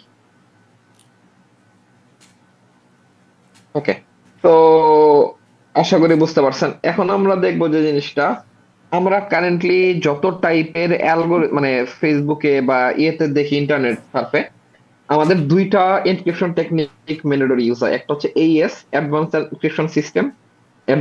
এনক্রিপশন সিস্টেম, আর একটা হচ্ছে RSA। RSA এর ফুল মিনিং হচ্ছে তিনটা সায়েন্টিস্টের নাম নিয়ে এটা বানানো, কারণ তিনজন এটাকে মানে প্রথম সাজেস্ট করছিল। ওই নামটা মনে রাখার দরকার নেই, মনে রাখবেন RSA। তো RSA এবং AES the most popular encryption technique বর্তমানে যেগুলো ইউজ হচ্ছে। এখন আমরা দেখবো RSA কেন কাইন্ড অফ আনব্রেকেবল, কেন আমরা এটা ইন্টারনেটে ইউজ করে নিজেদেরকে সেফ দাবি করতে পারি। জাস্ট একটা জিনিস মনে রাখেন, অলরেডি লাস্ট ইয়ারের আগের ইয়ারে RSA কে চাইনিজ সায়েন্টিস্টরা ভেঙে ফেলছিল, but still RSA practically kind of use হইতেছে। তো কেন আমরা এটা দেখবো?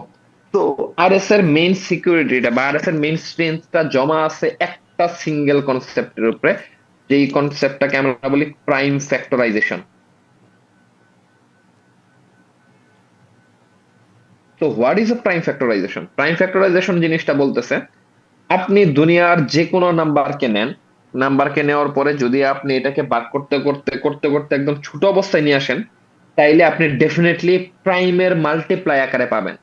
লাইক যে কোনো একটা নাম্বার বলেন, কেউ এনি নাম্বার। 11। আর 11 তো ইটসেলফ প্রাইম, এটা আমি ভাঙবো কি? তো 11 রে ভাঙলে 1 × 11 প্রাইম পাইছি দুইটা আমি। ওয়ান স্যার, যে কোনো নাম্বার কত? 120। One sir. 100। আরে 1 আপনি ভাঙবেন কেমনে? 1 তো 1 × 1 দুইটাই প্রাইম। প্রাইম ছাড়া বলেন, কারণ প্রাইমটা তো আমি ভাঙে প্রাইম পাবো, এটা জানি। 120, 240। ওকে, 120। 10 × 12, 10 রে ভাঙা যায় 2 × 5, 12 রে ভাঙা যায় 6 × 2, তো 2 × 5 × 3 × 2 ফাইনালি হচ্ছে 2 to the power 1 2 3 cube × 5 × 3। So আমি 120 রে ভাঙা যা যা পাইছি এভরিথিং ইজ প্রাইম। আরেকটা, লেটস চেক। 252, 256। 256। ওকে, হেল্প, আমার মোবাইল কই, ক্যালকুলেটর লাগবে। Sir 128 দ্বিগুণে 256 sir. 100। 28 দ্বিগুণে 256। ওকে, 128 রে ভাগ করলে আবার কত হয় বলেন? 64 স্যার। 64। 64 ইন্টু 2 ইন্টু 2, তাহলে 32 32 ইন্টু 2 ইন্টু 2 ইন্টু 2, আবার 16 ইন্টু 2, তিনটা 2 আছে আর একটা 2 মানে 4। 16 রে বাংলা আবার 8 ইন্টু 2 টু দি পাওয়ার 5, 8 রে বাংলা আবার 4 ইন্টু 2 টু দি পাওয়ার 6, তো 2 ইন্টু 2 টু দি পাওয়ার 7 আর ফাইনালি 2 টু দি পাওয়ার 8। তো আপনি পাইতেছেন একটা প্রাইম 2, মানে হচ্ছে অনেকগুলা 2 এর গুণফল, এবং এই গুণের মধ্যে আপনি যা যা নাম্বার পাইতেছেন এভরিথিং ইজ প্রাইম। এটা কি বিশ্বাস হইতেছে আমার কথা? যে কথাটা আমি আবারও বলি, দুনিয়ার যে কোনো আপনি একটা নাম্বারে নিবেন, এটাকে লাস্ট মোমেন্ট পর্যন্ত আপনি ভাঙবেন, যে যেটার পর আসলে আর ভাঙা পসিবল না, এরপর আপনি যে নাম্বার গুলো পাবেন সবগুলো প্রাইম হবে। এটাকে আমরা বলতেছি প্রাইম ফ্যাক্টরাইজেশন। এখন প্রাইম ফ্যাক্টরাইজেশন একটা সুন্দর জিনিস হইলো, এটা কি অড নাম্বারের ক্ষেত্রে হবে? ও বলেন একটা অড নাম্বার। 121। 121। তো 121 রে কত দিয়ে ভাগ দেওয়া পসিবল? 11 দিয়ে 11, 121। 11 ইন্টু 11 বোথ প্রাইম। আরেকটা অড নাম্বার বলেন। স্যার ওয়ানকে তো স্যার আসলে আমরা প্রাইম নাম্বার বলতে পারবো না স্যার, ওয়ান তো স্যার প্রাইম না। উম, না, 1 কে প্রাইম বলতেছি না, কিন্তু মানে আপনি যদি 1 কে নেন তাহলে আসলে 1 ইন্টু 1ই পাইতেছেন। তো 1 0 কাইন্ড অফ স্পেশাল কেস, ঠিক আছে? অড নাম্বার বলেন যে কোনো। স্যার 163 বলেন কততে ভাগ করা পসিবল? 163 কি প্রাইম কি না, আগে এটা বলেন।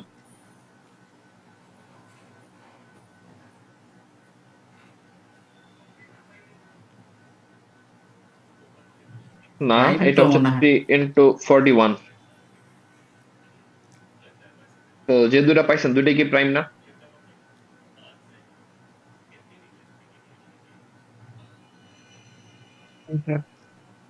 তো আমরা প্রাইম ফ্যাক্টরাইজেশন সম্পর্কে এটা কনক্লুড করতে পারি, ঠিক আছে?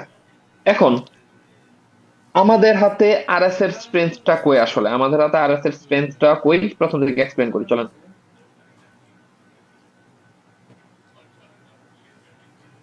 এখানে দেওয়া আছে আহ, আমরা আরএস তে কি করি বলেন তো? আমরা আরএস তে খালি জায়গা নেই। আরএস এর স্টেপ গুলো যদি আমি ইন শর্ট লিখি, পি কিউ দেওয়া থাকে আমাকে, আমি N into P into Q বের করি, phi n equals to p minus one q minus one বের করি, এরপর আমরা ই বের করি, এরপর আমরা ডি বের করি। এরপর আমরা সাইফার টেক্সট করতে গেলে আমরা ই কে ইউজ করি, m to the power e mod n, যদি আমি ইকুয়েশন ভুল না লিখি, m equals to c to the power d mod n, তাই না? তো ধরেন আমি আপনাকে সাইফার টেক্সট পাই গেছেন, আপনি আপনি ইন্টারনেটে আপনার ফ্রেন্ড আপনাকে একটা মেসেজ পাঠাইছে ফেসবুকে, মেসেজটাকে সাইফার টেক্সটে কনভার্ট করে সি তে পাঠাইছে। এই সিটাকে আপনি ক্যাপচার করে ফেলছেন এজ এ হ্যাকার, ঠিক আছে? সি আপনার হাতে আছে। এখন সিটা থেকে আমি যদি এমটা বের করতে যাই, আমার কার হেল্প নেওয়া লাগে? ডেফিনেটলি ডি এর হেল্প নেওয়া লাগে না? এখন ডি এর হেল্প যদি নেওয়া লাগে, আমরা কি জানি? E d congruent of one mod n. তার মানে আমার এই ডি বের করতে হলে আবার কার হেল্প নেওয়া লাগে? এন এর হেল্প নেওয়া লাগে না? এন এর হেল্প বের করতে চাইলে আমার কার হেল্প নেওয়া লাগে? P into q. That means আমি যদি এমটাকে বের করতে চাই ফ্রম সি, আমার ডেফিনেটলি এনটা কোন কোন প্রাইমের গুণফল এটা আমার বের করা লাগবে, রাইট? জি স্যার। আমি তো আপনাকে পি কিউ দিয়ে দিব না, আপনি তো হ্যাকার, তাই না? আপনার হাতে থাকবে সি, এবং আপনি ধরেন ফর এক্সাম্পল ডিটাও ক্যাপচার করে ফেলছেন যে কিটা দেওয়া আছে। এই ডিটার ক্যালকুলেশন যেই স্টেপটা আমি দেখাইলাম এইখান থেকে এই পর্যন্ত, এই পুরোটা তো আমার লোকাল পিসি তো হইছে, আপনার হাতে তো ডি আছে। এখন ডি যদি আপনি অ্যাকচুয়ালি পুরোটা করতে চান, আপনার এন লাগতেছে। এখন আপনি যদি ডি থেকে এন বের করতে চান, ঠিক আছে, আপনার কি পি কিউ বের করা লাগবে না? পি কিউ বের করা লাগবে। এখন প্রাইম ফ্যাক্টরাইজেশন আমাকে বলতেছে আমাকে যদি পি কিউ দেওয়া থাকে, আমি N into P into Q বের করা খুবই ইজি। বাট আমি এন পাইছি, এনটাকে পি এবং কিউ এ কনভার্ট করা আমার জন্য কম্পিউটেশনালি অনেক হার্ড যদি আমার এনটা এনাফ বড় লার্জ নাম্বার হয়। লাইক আমি যখন আপনাদেরকে এখানে দেখাইতেছিলাম 123, তারপরে হচ্ছে 256, আমি ভেঙে ভেঙে যে দেখাইতেছি, এই স্টেপটা করাই কম্পিউটেশনালি অনেক হার্ড যদি আমার এই নাম্বারটা এনাফ লার্জ হয়। এটাই হচ্ছে আরএস এর স্ট্রেংথ। তো চলেন কি লেখা আছে। RS is secure because multiplying two large prime number is easy. দুইটা প্রাইম নাম্বারকে আপনি ইজিলি মাল্টিপ্লাই করে ফেলতে পারবেন আপনার অ্যারিথমেটিক লজিক ইউনিট দিয়ে। But reversing that process is hard. If I give you P এত ফাইন্ডিং এত ইজ ভেরি ইজি, এটা জাস্ট গুণ করে দিবেন। কিন্তু আমি যদি আপনাকে 1927 দিয়ে বলি পি এবং কিউ বের করতে, আমাকে ব্যাকওয়ার্ড ক্যালকুলেশন করা লাগে, আমাকে ব্রুট ফোর্স চালাইতে হয়। ব্রুট ফোর্স চালানো ছাড়া এখানে কোনো অপশন নাই। আমাকে প্রাইম নাম্বারের বিশাল বড় সিকোয়েন্স থেকে ফাইন্ড আউট করা লাগে যে ওকে আমি কোন দুইটা প্রাইমের গুণফলকে আমি 1927 আকারে কনভার্ট করতে পারি। স্মলের জন্য এটা ইজি, বাট যত বড় হইতে থাকে এটা আমার জন্য এক্সট্রিমলি হার্ড হইতে থাকে এবং একটা সময় গিয়ে এটা এক্সপোনেনশিয়ালি হার্ড হওয়া শুরু করে। এটাকে আমরা বলতেছি NP complete problem. In simple word, mathematician know it is difficult for a classical computer, but it is not in the special NP complete class like some other famous hard problem. এটা কি বলা হয়েছে? আমরা জানি যে এটা আমাদের জন্য অনেক অনেক অনেক কমপ্লেক্স, এবং ফ্যাক্টরাইজেশন কে আমরা বলতেছি না এনপি কমপ্লিট, বাট আমরা এটাকে বলতেছি এটা আমাদের ক্লাসিক্যাল কম্পিউটারের জন্য কম্পিউটেশনালি অনেক বেশি কমপ্লেক্স। তো আমার যদি কেউ পি কিউ, তো আমার লোকাল কম্পিউটার থাকবে, এটা তো আমি কাউকে দিব না। দেন আমি পি কিউ থেকে এন কে ক্যালকুলেট করব, দেন আমি ই এবং ডি বের করে আমি পাঠাই দিব। ই হচ্ছে আমার পাবলিক কি, দ্যাট মিনস সবাই জানবে। তো আমি যদি এইখান থেকে এন কে বের করতে চাই, আমাকে ডেফিনেটলি এনটা কোন দুইটা প্রাইমের গুণফল আকারে বের করছি এটা আমার জানা লাগবে, তাই না? তো এইটা আমি কখনোই করতে পারবো না। কারণ কি?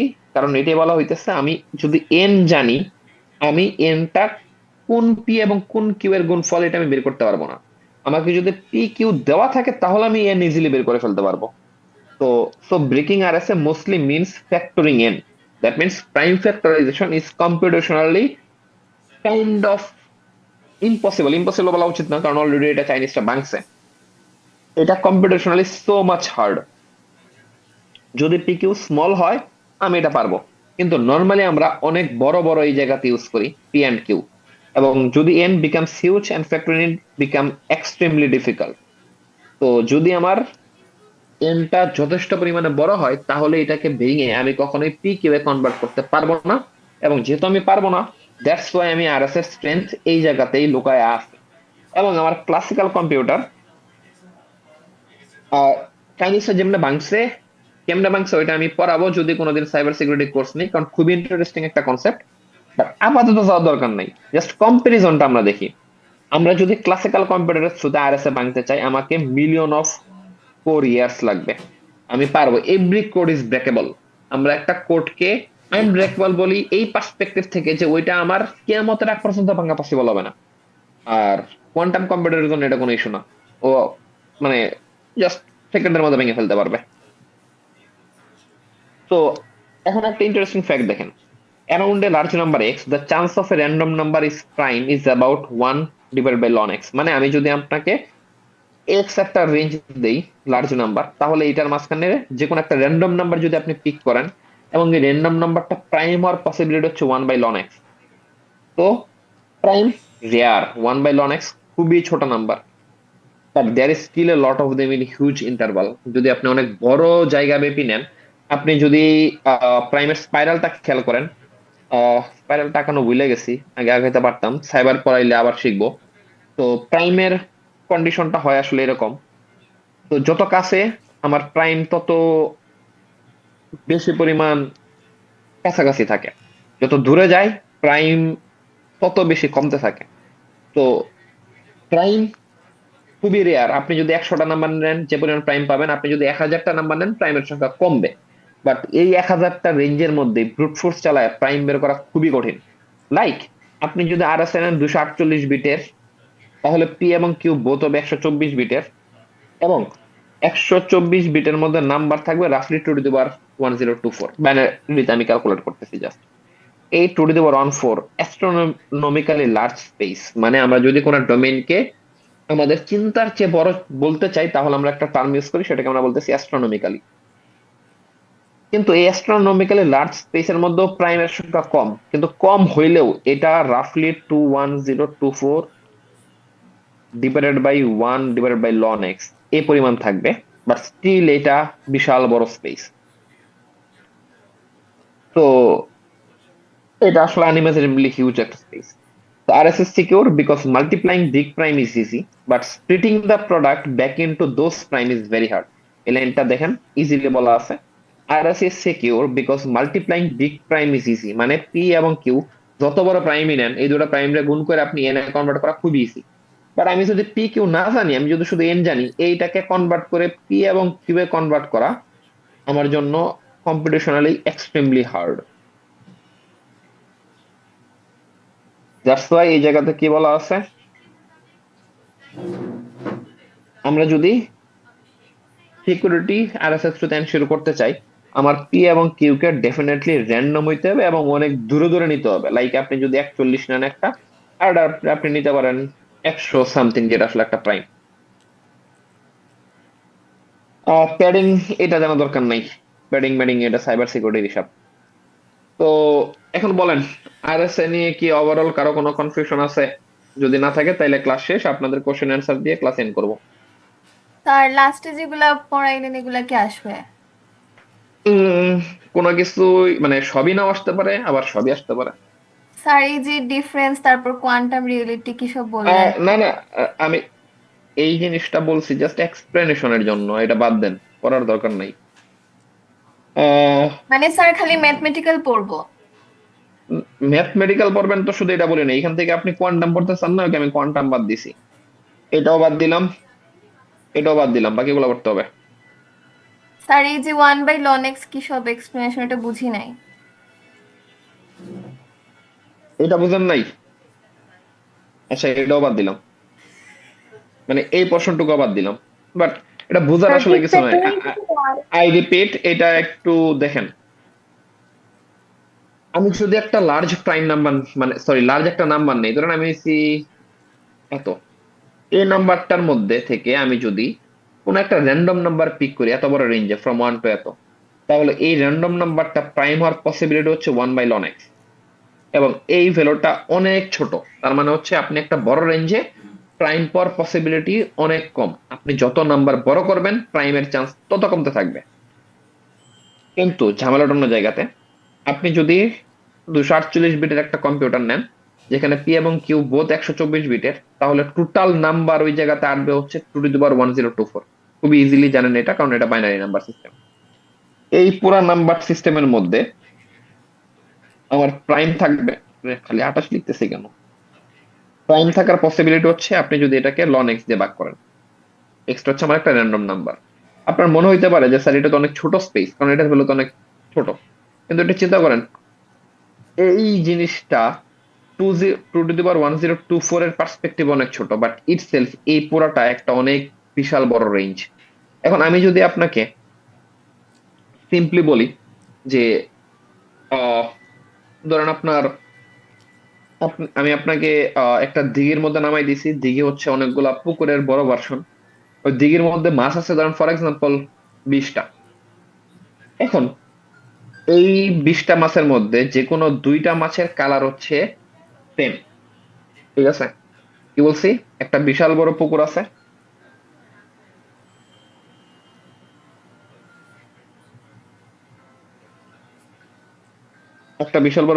এখানে 20টা মাছ আছে ফর এক্সাম্পল। 20টা মাছের মধ্যে যে কোনো 2টা মাছের কালার হচ্ছে সেম। আপনাকে বলছে এই 2টা মাছ আমরা খুঁজে বের করে দিতে, আপনার কি করা লাগবে, পুকুরের মধ্যে নামতে হবে, এরপরে এই মাছটা পিক করবেন, ধরেন এটা পিক করলেন, ওকে মিলে নাই। তারপরে কি করা লাগবে, ওকে আমি এটাকে বাদ দিলাম, এটাকে পিক করলাম, আর ধরেন এটাকে পিক করলাম, ওকে মিলে নাই। এরপরে আমি কি করলাম, এটাকে বাদ দিলাম, এটাকে পিক করলাম, দেন এটাকে পিক করলাম, ওকে 2টা মিলে নাই। আমার তো প্রত্যেকটার এগেইনস্টে প্রত্যেকটা ধরে ধরে মানে minimum of n square brute ফোর্সে চালাইতে হবে আমার 2টা ভ্যালু খুঁজে বের করতে, তাই না? তো এখানে এটাই বলা হইতেছে যে আমি যদি আপনাকে n দিয়ে দেই, এই এনটা কোন দুইটা পি কিউ এর গুণফল থেকে আসছে এটা বের করার জন্য আপনাকে এন এর যে রেঞ্জ দিছি আমি, ধরেন এন 124, তাহলে তো ডেফিনেটলি পি কিউ 124 এর চেয়ে ছোট হবে। তো 124-এর চেয়ে ছোট যে কোনো দুইটা প্রাইমকে খুঁজে বের করতে হবে পি কিউ আকারে যাদের গুণফল 124 হয়। এই যে প্রাইম ফ্যাক্টরাইজেশনটা, এটা কম্পিউটেশনালি এক্সট্রিমলি হার্ড, এবং যেহেতু আপনি এন থেকে পি কিউ বের করতে পারবেন না, মানে আপনাকে যদি আমি পি কিউ দেই আপনি এন বের করতে পারবেন, দ্যাট মিনস আমি আর এস এর ক্যালকুলেট করতে পারবো। বাট একটা হ্যাকার যদি এন পায়ে যায়, ও পি কিউ বের করতে চাইলে ওকে এক্সট্রিমলি লার্জ স্পেসের মধ্যে ফাইন্ড আউট করতে হবে, যেটা কাইন্ড অফ কম্পিউটেশনালি ইম্পসিবল। এবং যেহেতু সে এন থেকে পি কিউ বের করতে পারবে না কখনোই, তার মানে হচ্ছে আসলে সে ডি ই এই জিনিসগুলো সম্পর্কেও সে বের করতে পারবে না, এবং আপনার মেসেজ সিকিউর থাকবে। বোঝা গেছে? Yes sir. স্যার লাস্টের 3টে পেজ তাইলে আপনি বাদ দিয়ে দিচ্ছেন। লাস্টের 3টা পেজ বাদ দেয়নি, লাস্টের এটা বাদ দিছি আর এই ইমেজটা বাদ দিছি, বাকি সব থাকবে। স্যার আপনি তো ফার্স্ট যাইতেছেন যে বুঝতেছেন না কোনটা বাদ দিছেন।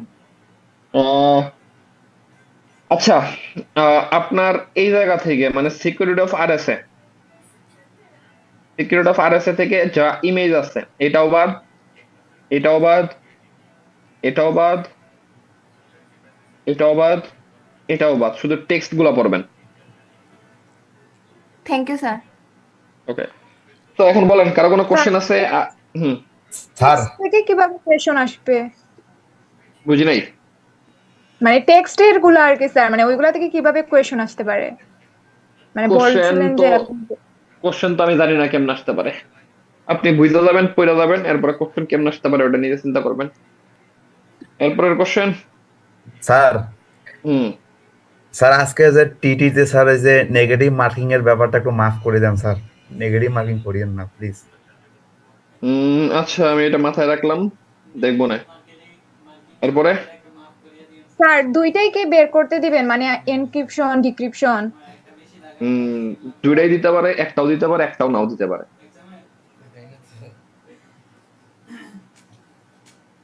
স্যার কোশ্চেন, অ্যাসাইনমেন্ট কি 9 তারিখে জমা দিতে হবে? অ্যাসাইনমেন্ট তো 9 তারিখের মধ্যে জমা দিতে হবে, কারণ অ্যাসাইনমেন্ট হচ্ছে আপনি যা যা পড়ছেন। আপনি কি 9 তারিখের পরে অ্যালগরিদম পড়বেন আবার? না স্যার, কিন্তু স্যার লেখা তো ইনকমপ্লিট ছিল স্যার, পড়ার সময়ের মধ্যে আবার স্যার লেখাটা ঝামেলা। ওকে, তাহলে আরো 3 দিন সময় নেন। Thank you sir. ওয়েলকাম। এরপরে next question. Sir sir PSP এর ক্ষেত্রে কি ওই যে বিট ম্যানিপুলেশন আছে স্যার, এই টপিক তো স্যার মানে এটা কি কোনো কায়দায় বাদ দিতে পারেন? এটা তো মানে বোঝা যাচ্ছে না স্যার, বিট ম্যানিপুলেশন বহুত জটিল লাগতেছে।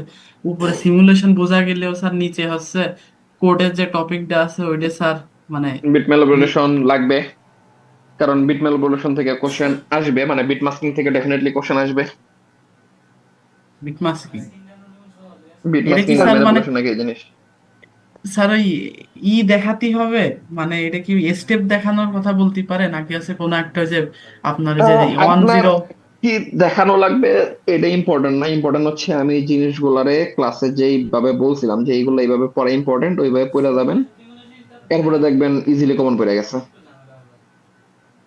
আপনি তো কিন্তু পড়ানোর সময় জিনিসের সবই পড়াইলেন স্যার, সবই ইম্পর্টেন্ট। জিনিসের কোর কনসেপ্ট গুলা বুঝতে হবে, ফোকাস করা হয়েছে আপনি জিনিসটা বুঝতেছেন কিনা। আপনি অ্যালগরিদম মুখস্থ করে গেলে হয়তো বা মানে যদি ধরেন হুবহু মুখস্থ করে দেন শুধুমাত্র অ্যালগরিদম, আপনি ম্যাক্সিমাম বি প্লাস পাইতে পারেন, এর বেশি পাওয়ার চান্স কম। স্যার ডাইনামিক প্রোগ্রামিং থেকে মানে কি টাইপের প্রশ্ন দিবেন, মানে প্রশ্নের ধরনটা কিরকম হবে স্যার? ডাইনামিক প্রোগ্রামিং থেকে সিমুলেশন আসতে পারে, অ্যানালাইসিস আসতে পারে যে ডাইনামিক প্রোগ্রামিং এই জায়গাতে কেমনে কাজ করতেছে। এরপরে হইতে পারে ডাইনামিক প্রোগ্রামিং এই জায়গাতে কাজে কেমনে লাগতেছে, এটা আসতে পারে। মানে আমার পিডিএফ এ যা যা আছে এভরিথিং ইম্পর্টেন্ট, এটা আমি বারবার বলতেছি, কারণ হচ্ছে মানে এমন কোন টপিক আসলে নাই যে এই টপিক থেকে কোশ্চেন করা হয় নাই, ঠিক আছে, বা স্কিপ করা হয়েছে, এরকম টপিক ধরতে গেলে নাই। যেমন একজন বলছে বিট মাস্ক, জি স্যার, এইটার থেকে স্যার বিট টাইপ মাস্কিং গুলো থেকে যদি আপনি বলেন। বিট মাস্কিং থেকে আপনি ডেফিনেটলি একটা বা দুইটা কোশ্চেন অবশ্যই পাবেন। তো টাইপ তো মনে নাই আমার কি কোশ্চেন করছিলাম, এটা ভুলে গেছি, কিন্তু স্যার আমরা তো স্যার এই টপিকের উপর পরীক্ষা দিই না, তাই তো ধরেন জানিও না যে কোন ধরনের বা কোশ্চেন টাইপ কেমন আপনি হইতে পারে। বিট মাস্কিং কি জিনিস পড়বেন, বিট মাস্কিংটা টিএসপি তে কেমনে কাজে লাগতেছে দেখবেন। টিএসপি তে বিট মাস্কিং এর যে সব কোড আছে, কোড গুলা কি বলতেছে এটা দেখবেন। স্যার এমনি কি কোনো ধরনের থিওরিটিক্যাল কোশ্চেন মানে ধরেন সংজ্ঞা টাইপ কোশ্চেন কি আসতে পারে কিনা? আসতে পারে। সেক্ষেত্রে কি স্যার মানে 2 মার্কের জন্য জাস্ট সংজ্ঞাটা লিখবো নাকি কিছু দেখাইতে হতে পারে যে এক্সাম্পল টাইপ? 1 মার্কের জন্য শুধু ডেফিনেশন, 2 মার্কের জন্য ডেফিনেশন প্লাস এক্সাম্পল।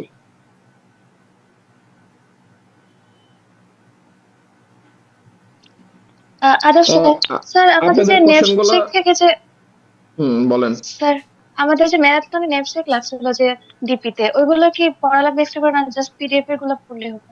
ডিবিতে আমি নেক্সট জিরো থেকে কোনটা দিলাম?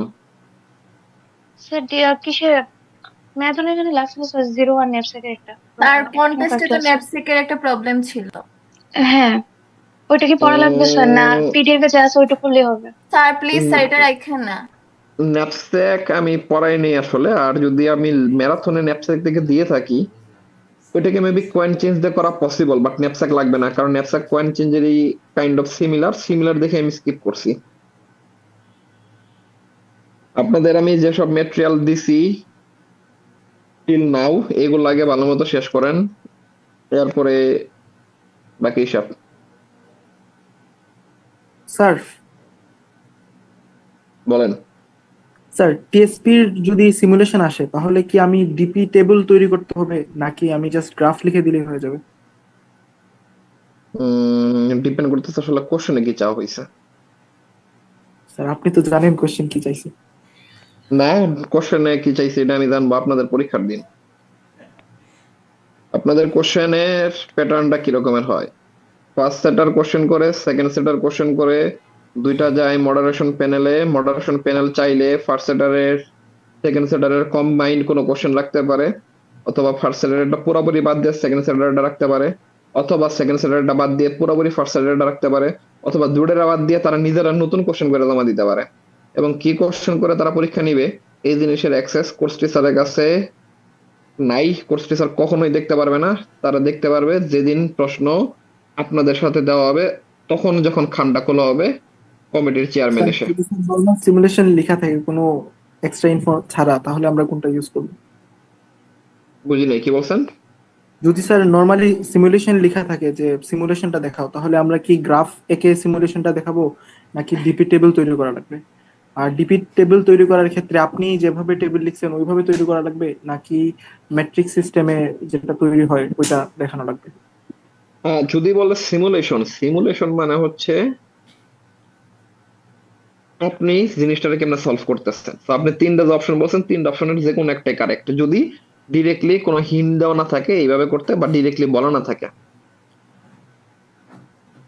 স্যার ধরেন ফর এক্সাম্পল আমি আপনাকে বললাম বটম অফ অ্যাপ্রোচ দেখাইতে, তো বটম অফ অ্যাপ্রোচ দেখাইতে গেলে আপনার তো ডেফিনেটলি টেবিল লাগানো লাগবে।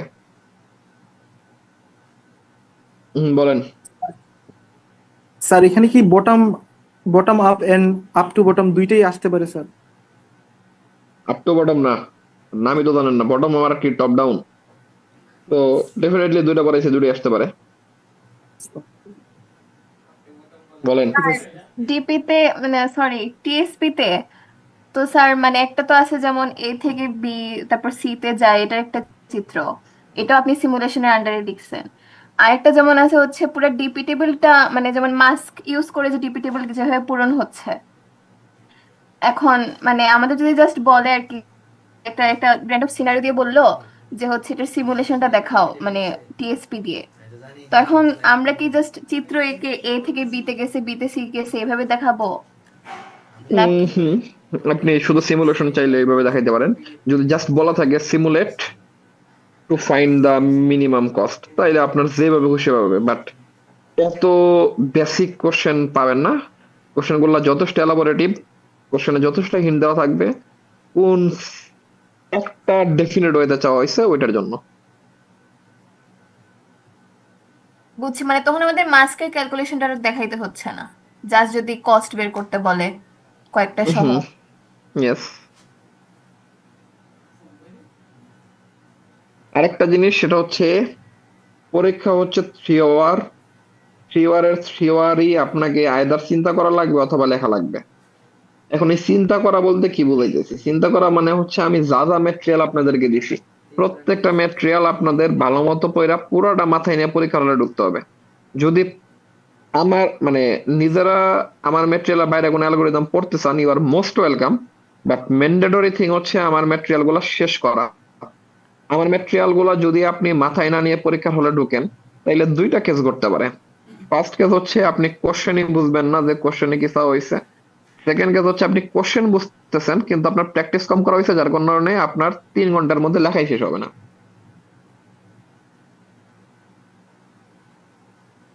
বুঝাইতে পারছি? তো আমি যা যা স্যার ম্যাটেরিয়াল আমাদের দিছি, কথা একটু চিন্তা করেন স্যার। আপনাদের কথা চিন্তা করছি দেখে অ্যালগোরিদম আসলে ভালোই কম পড়াইছি। তো স্যার একটা ডেমো আরো টাইপ কোশ্চেন দেওয়া যায়? স্যার আপনি ডেমো যে টাইপ সেটটা করছেন এই সেটের একটা ওভারভিউ স্যার। আমি যে সেট করছি, আমি কোনো সেটের কোশ্চেন করি নাই, করছে আরেকজন। আমি কোশ্চেন করি নাই, বাট আমি একটা ডেমো কোশ্চেন দিতে পারি। ফর এক্সাম্পল কি রকমের হইতে পারে,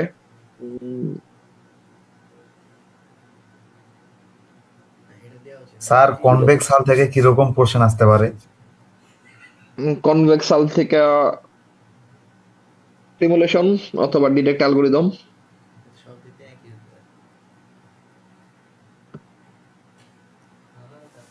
ধরেন এই কনভেক্স হাল বলছে, আমি পয়েন্ট দিলাম অনেকগুলা, পয়েন্ট দিয়ে বললাম এই জায়গাতে গ্রাহাম স্ক্যান অথবা জার্ভিস অ্যালগোরিদমের সিমুলেশন দেখাইতে।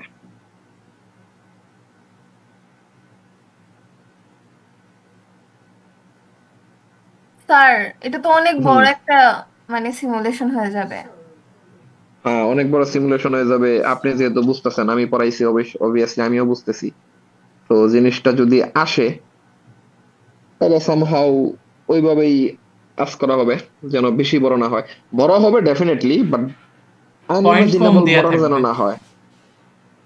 মানে। আনইমাজিনেবল বড় যেন না হয়, এইভাবেই আসতে পারে যদি আসে। এগুলো তো ফ্রি হ্যান্ড আঁকায় দিলে হবে না স্যার?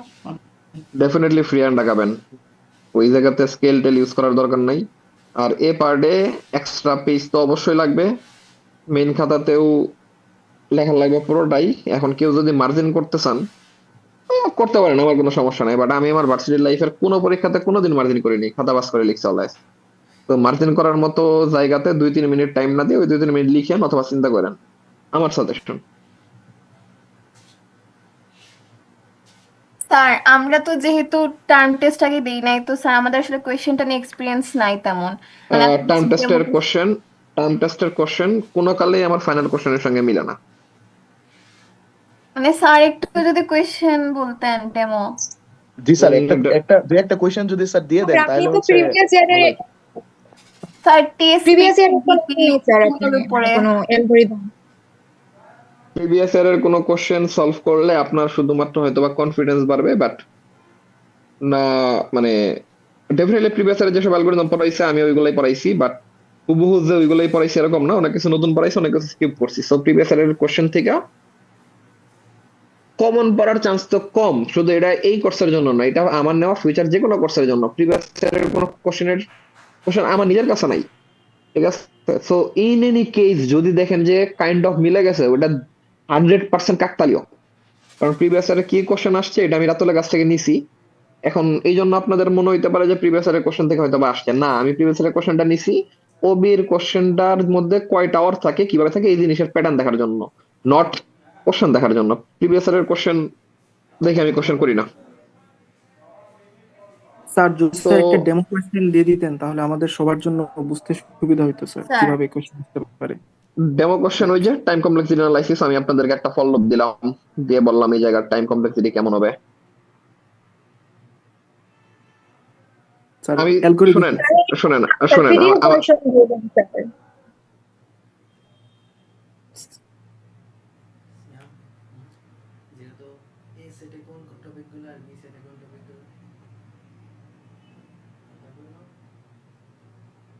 অ্যালগরিদম কোন ডিকোন সেটার মধ্যে এটা তো সিলেবাসের পার্ট আছে না, বুঝছস না ব্যাপার?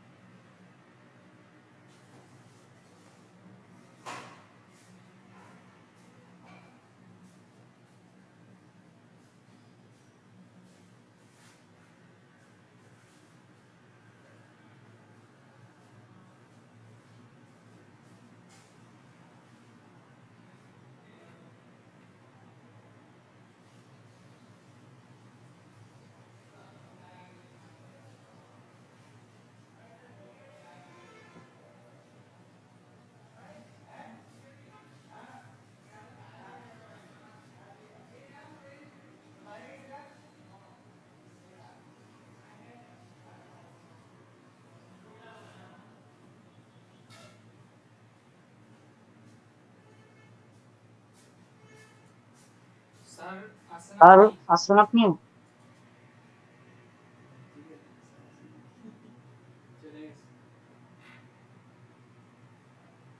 কারেন্ট চলে গেছে স্যার। হ্যাঁ, কারেন্টের জন্য।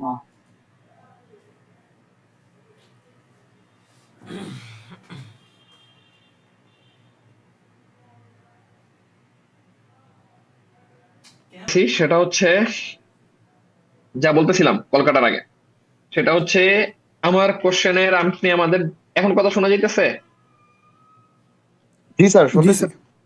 ওকে, তো আমার কোশ্চেনের ডেমো কোশ্চেন আপনাদেরকে দিয়ে লাভ নাই, কারণ হচ্ছে একটা ডেমো কোশ্চেন ওই একটার সঙ্গে মিলবে, এই একটা ডেমো কোশ্চেন অন্যগুলোর সঙ্গে মিলবে না, কারণ আমি কোশ্চেন এভাবে সেট করি না আসলে। কারণ কোশ্চেন সেট করার জন্য আমি এনাফ টাইম নিই আসলে, দুবদাব জিপিটি করে কোশ্চেন আমি কোনোদিন সেট করে নেই আর সামনেও করবো না। তো একটা ডেমো কোশ্চেনের সঙ্গে অন্যটা মিলবে না। তো বেটার সাজেশন হচ্ছে পিডিএফ গুলা পড়েন ভালো মতো, যা যা দিছি আপনাদের। আমি এটা ওপেনলি অ্যাকসেপ্ট করতেছি যে আমি আপনাদের কোশ্চেন করার সময় আপনাদের পিডিএফ গুলো ওপেন করে করে আমি কোশ্চেন করছি। ঠিক আছে, যে ওকে এই টপিকটা ক্লাসে পড়ানোর সময় আমি গুরুত্ব দিয়েছিলাম বেশি, এগুলো আমি বলছিলাম এইভাবে কোশ্চেন আসতে পারে, তো ওইটা মাথায় রেখে আমি কোশ্চেন করছি। So it's better. স্যার হ্যাঁ হুবহু বলেন। না দিলেও স্যার যদি একটু ধারণা দেওয়া যেত যে এই টাইপের এই টপিক থেকে কোশ্চেন আসে, স্যার এটাই বুঝতেছি না স্যার। আপনারে আমি কোন টপিক থেকে ধারণা দিতে পারতাছি না, কারণ হচ্ছে প্রত্যেকটা টপিক থেকে কোশ্চেন টাচ করা হয়েছে। স্যার ডিপি থেকে কিরকম কোয়েশ্চেন আসছে যদি একটু বলতেন। বুঝি নাই কি বলছেন। স্যার ডিপি থেকে কিরকম টাইপের কোয়েশ্চেন মানে আসতে? ডিপি থেকে তো পড়াইছি দুইটা না, ডিপি থেকে তো পড়াইছি আপনাদের টিএসপি আর কয়েন চেঞ্জ। তো ডিপি থেকে ধরে নেন যতদূর মনে পড়তেছে আমি দিয়েছিলাম 15 মার্কের মতো কোশ্চেন পাবেন।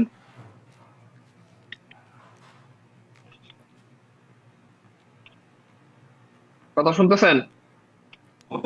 হ্যাঁ স্যার, মানে এটা কি এরকম যে আমরা এখন আমাদের নিজেদের মতো করে নতুন ফর্মুলা বানায় তারপরে ডিপিট টেবিলটা ফিল আপ করবো এরকম কিছু? উম, না, নতুন ফর্মুলা ক্রিয়েট করে ডিপি টেবিল ক্রিয়েট করবেন এই কমপ্লেক্সিটিতে দেওয়া হয়নি আসলে। বাট হ্যাঁ, নিউ ইকুয়েশন বা এই টাইপের জিনিসপত্র বের করা লাগতে পারে, বাট এত কমপ্লেক্স না যে ইকুয়েশন বের করা আবার টেবিল, এটা অনেক বড় কোশ্চেন হয়ে যায়। স্যার নিউ ইকুয়েশন বলতে কি স্যার কোন একটা সিনারিও দিয়ে দিবেন আর বলবেন যেখানে ডিপি অ্যাপ্লাই করো, কন্টেস্টের হুম, মতো? হইতে পারে। স্যার আসলে হইতেই পারে। ডিপি অ্যাপ্লাই করা জিনিসটা এরকম না। ডিপি অ্যাপ্লাই করা মানে হচ্ছে আপনার পুরো অ্যালগোরিদম ডিজাইন করে ওটা সলভ করতে হবে, এত বড় হইতে হবে না আর কি। স্যার ডিজাইন করা মানে কি? ডিজাইন করা মানে হচ্ছে সিনিয়র বেসডে ডিপি এই জায়গাতে কিভাবে ওয়ার্ক করতে পারে এটা বুঝতে পারা।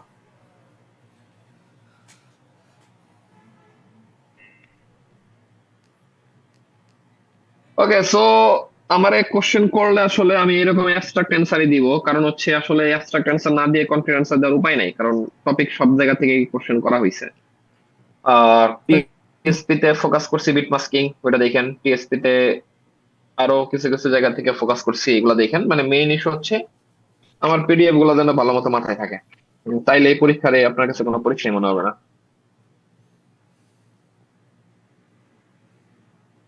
স্যার পিডিএফ এর মধ্যে তো অনেক ভুল আছে স্যার, এগুলা কি করবো স্যার? কোনটা কোনটা? হ্যাঁ, কিছু কিছু ভুল ডেফিনেটলি থাকতে পারে। কোনটা কোনটা শুনি একটু।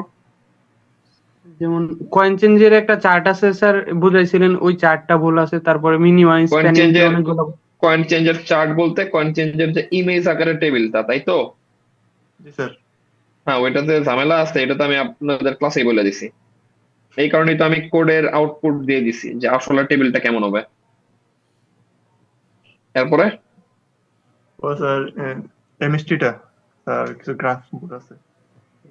মিনিমাম স্প্যানিং ট্রি, হ্যাঁ ওইটাতে থাকতে পারে আসলে, কারণ এগুলা রাতের বেলা বানাই, দু একটা ছোটখাটো ভুল থাকতে পারে, ওইগুলা থাকলে ঠিকঠাক মতো পড়েন। আর যদি আপনি ভুল বুঝতে পারতেছেন না তাইলে আজ করেন, যেহেতু বুঝতে পারতেছেন ভুল আছে, তার মানে আপনি এটার সলিউশনটাও জানতে পারবেন।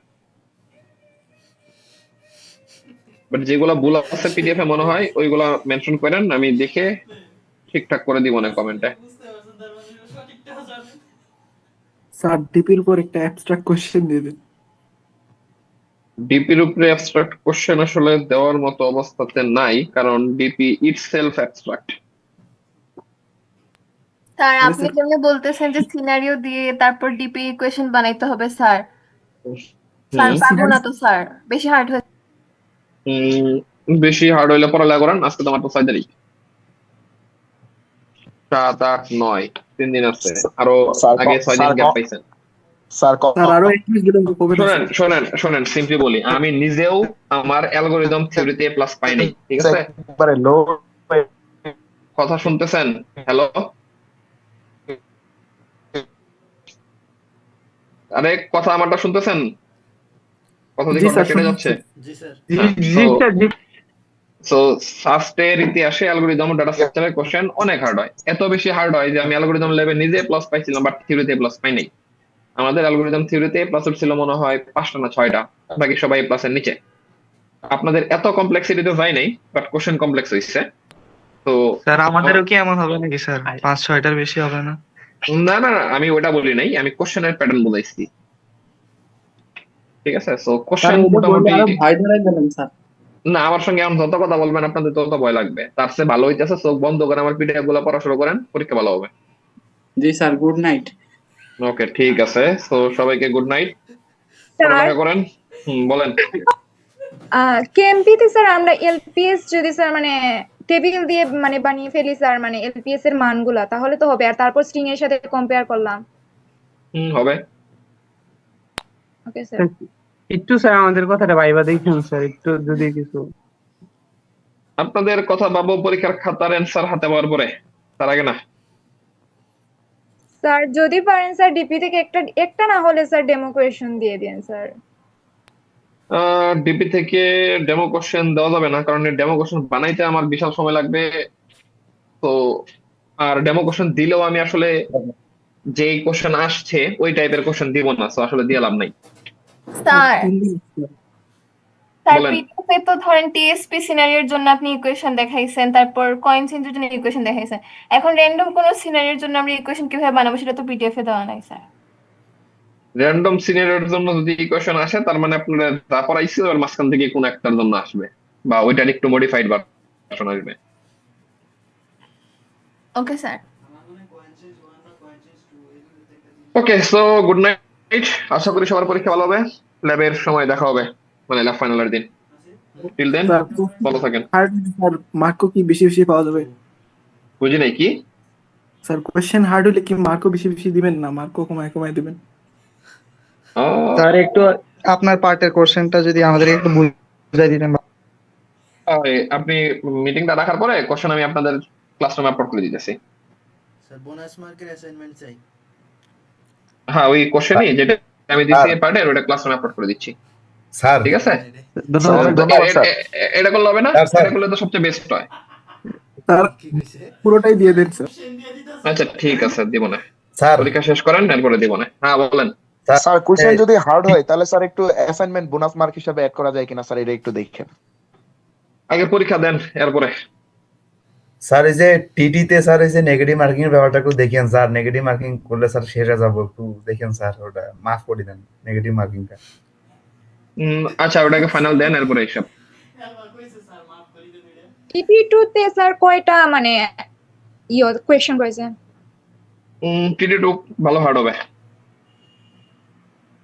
তার হার্ড বলতে কি? হার্ড বলতে কঠিন। স্যার এখানে কি স্যার মাল্টিপল অপশন থাকবে? TD2 তো এমসিকিউ হবে না।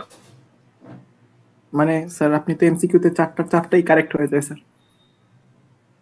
না টার্ম টেস্ট 2 তে এমসিকিউ থাকবে না।